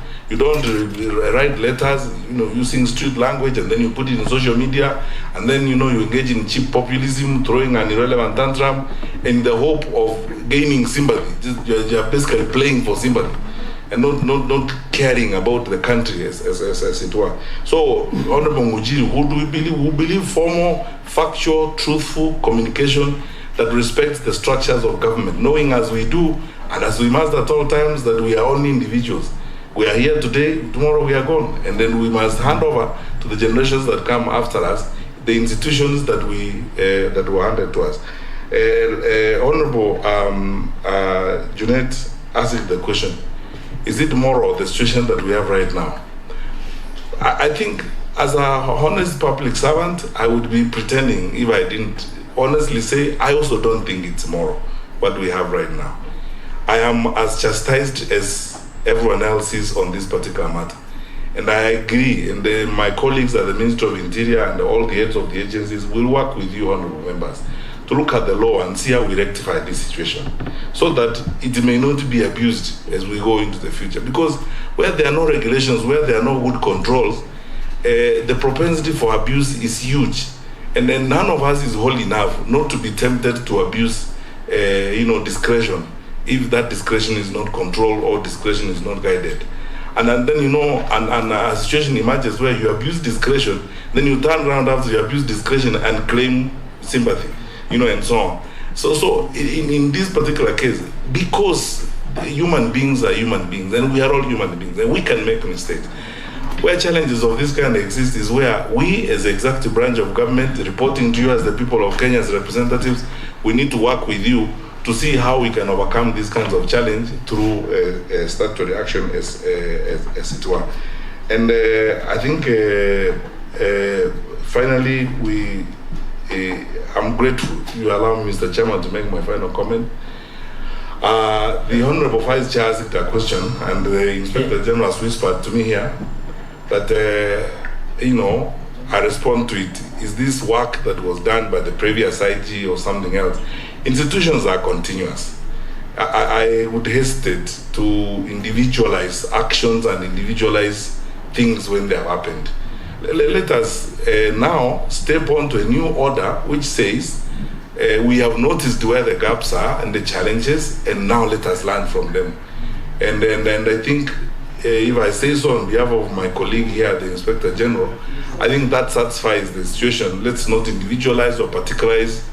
Let us now learn from it and come together as a people who love their country and want their country to do better and correct the mistakes that have been done. I would like to stop there, Mr. Chairman, unless you'd like me to make a closing remark. Yes, I for avoidance of doubt, I wanted members so that we are clear. You will, so that we are clear, and we are just doing the final remarks now. I'll give you Honorable Vice Chair. But I wanted so that we know the provisions of Standing Order 195, which is very important, so that we don't look like we don't want to give our colleagues space to speak, so that we follow the process the way it's supposed to be. That a member may attend a meeting of any committee of the House of which he or she is not a member, but such member shall not be entitled to vote in any matter. And two, that a member who intends to participate in a meeting of a committee of the House of which she or he is not a member shall submit a written request to the chairperson of the committee at least 24 hours before the meeting. And three, the request shall indicate any matter which the member intends to raise at the meeting. And number four is where the chairperson allows, because the chairman can decline, but where the chairman allows a request to participate under paragraph 2, the member may attend the meeting and raise any matters indicated in his or her own request. But finally, that the chairperson may order a member of the committee to withdraw from a meeting for disorderly conduct. So that we don't look like, we don't want to give you, you haven't followed the procedure, but we allowed you to sit in Honorable Ruby to listen. And I think that is very important and fair. Vice Chair, the last one. Chair, it's not a new question. I think she has left the question about the arrest.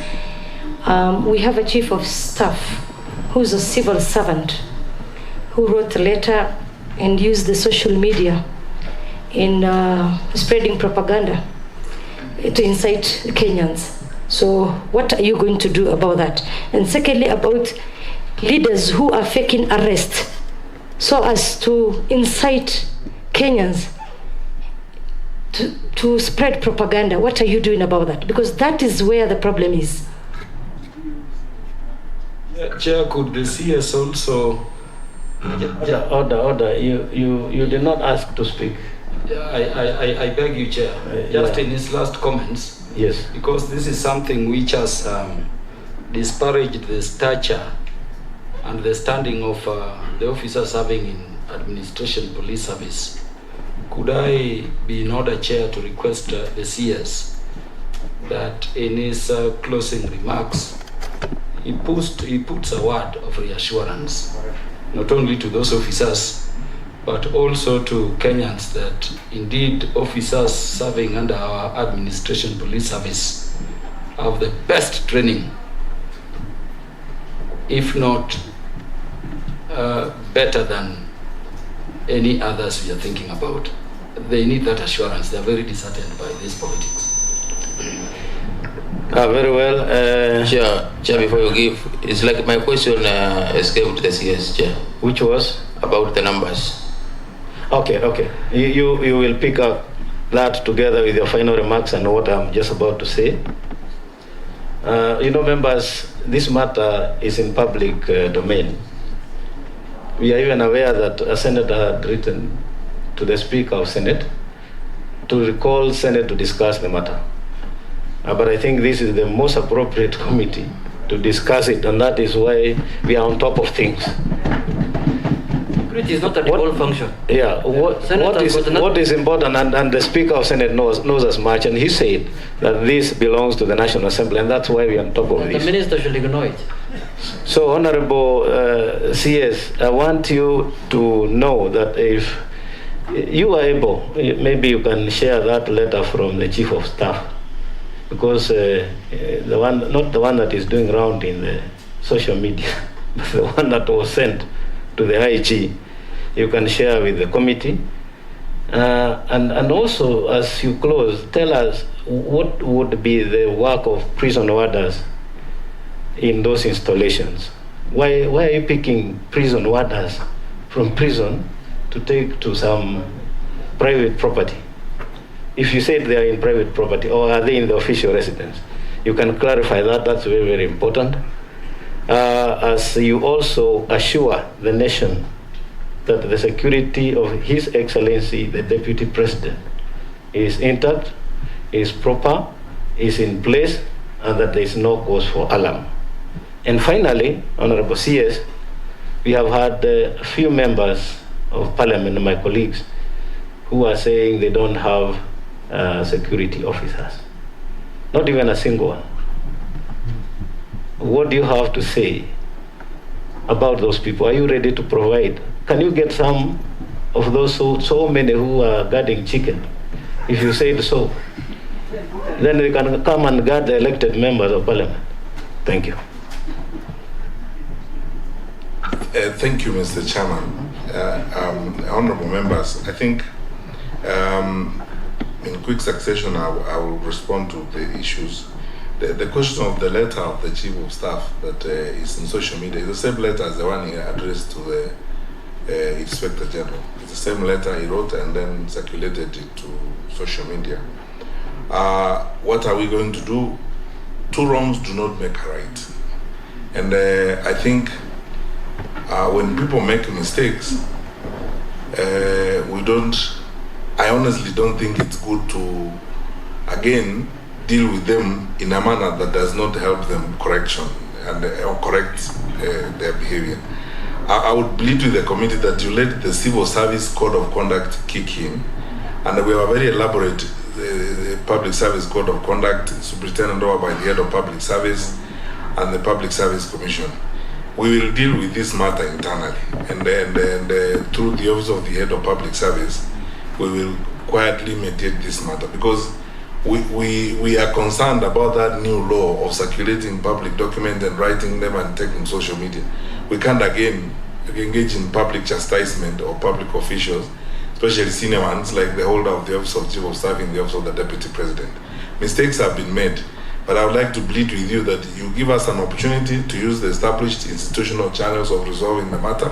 We deal with it through the Office of the Head of Public Service and the Public Service Commission, and in due course, Mr. Chairman, I undertake that I will formally report back to the committee on the actions that would have been taken away from the cameras and the drama. Leaders who spread propaganda, we are working with the National Integration Cohesion Commission on this matter. we're working so hard. I am aware that there are several investigations going on right now, jointly between NCIC and DCI, involving a number of leaders and statements that have been made, as it were. I've said this several times before. You are our security committee, and we agreed that we are going to have a retreat at some point at which we will tell you the different protocol we want to apply this year, because we want to support a situation where we ourselves seek orders to bar certain people from contesting public office or to be declared unfit to hold public office on account of their conduct and their behavior. It is not a one-day affair. It's a journey that we all need to walk to. We will achieve more and faster through consultative work and counseling each other and speaking to each other. But where it becomes very difficult, of course, the law will help us as we go along. So I suggest, Mr. Chairman, also with your kind indulgence, that again, when we come before you next time with NCIC, I'll ask the chair of NCIC to prepare a separate report on what they're doing on this work and how far they have gone in terms of identifying culpable individuals who then will be brought to account in this respect. The administration police, of course, Honorable Kaluma, the AP are one of our well-trained teams across the country. I speak passionately and strongly for all police officers in Kenya. Our level of training, Mr. Chairman, there are countries in the region that are coming to us to train for them, to share experiences with them, to offer them our resources. Some of you went to a training institution in Kanyonyo the other day, for example. How many countries in the region have achieved that kind of capacity of training? And the people we are training there on border patrol, collaborating with several institutions across the world. I mean, it's world-class training that we are offering our police officers. That is why we are proud of the work that our police officers are doing on our borders, especially the border patrol team between us and Somalia. You saw what we were doing in Mombasa last week, to be able to track down, working within a multi-agents framework, track down terrorists and stop them in their tracks before they access vital installations. We have men and women who are committed, who run towards danger when we all run away from it. And I would hate a situation where we look like we are besmirching or talking down, one group as opposed to the other, as it were. They are all doing a fantastic job. They are wonderful people for whom we should be grateful to God and whom we should support as we do. And the AP, of course, are a fantastic lot of people, as it were. What do prison warders do? Prison warders are security people. They are trained, for all intents and purposes, they are security people. But there are leaders or individual public officials who prefer, to work with particular security people for some reasons. And they may draw them from, units that are not necessarily supposed to provide security, but they draw them either to drive them or drive members of their families or do certain things for them, as it were. That is why the National Security Council made this decision in 2018 that let us delink the prison service or the prison warders from VIP protection and so on. But I know that there are one or two leaders who insist for certain reasons because of background and so on. I undertake, Mr. Chairman, that working with the Commissioner General of the Prison Service, we will try to ensure that the directive of the NSC is met and these prison warders go back to do the work for which they are trained. Finally, the members of Parliament who need support, of course we are at your disposal. And those who need support in terms of an individual close protection, I think is a matter I would like to take away from the cameras and we can have a discussion on it, Mr. Chairman. Finally, I want to assure the country that there is nothing to even think about the security of His Excellency the Deputy President of this Republic. We have a very disciplined security sector. We have sufficient resources, human and otherwise. We have enough assets to protect our number 2 in command. There need not be any debate or any discussion on that for now. To the farthest extent that I know of, and I get briefed by all these wonderful people working with me, we have nothing really to worry about. And when we are formally informed and the things that we get to know through formal circles, if there are things that are done in secrecy that we don't know, those I can't account for, only God and the devil can know.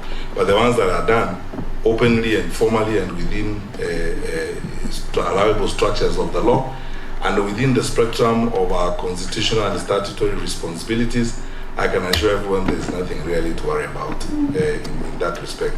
And we will continue to discharge our obligations with the same efficiency, commitment, objectivity, and focus that we have done in the past. Thank you, Mr. Chairman.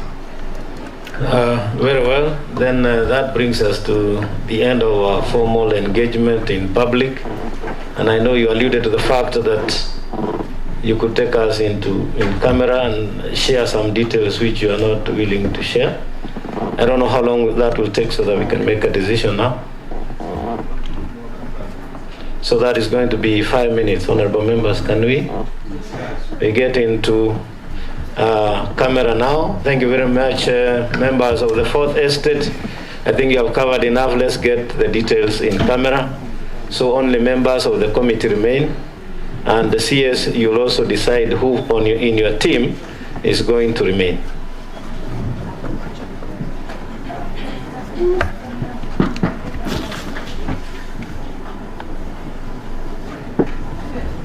Yes, those are live pictures coming to you live from County Hall mini chambers there, where Interior Cabinet Secretary Fred Matiang'i there was appearing in front of the National Security and Administration Committee over the changes in Deputy President William Ruto's security detail there.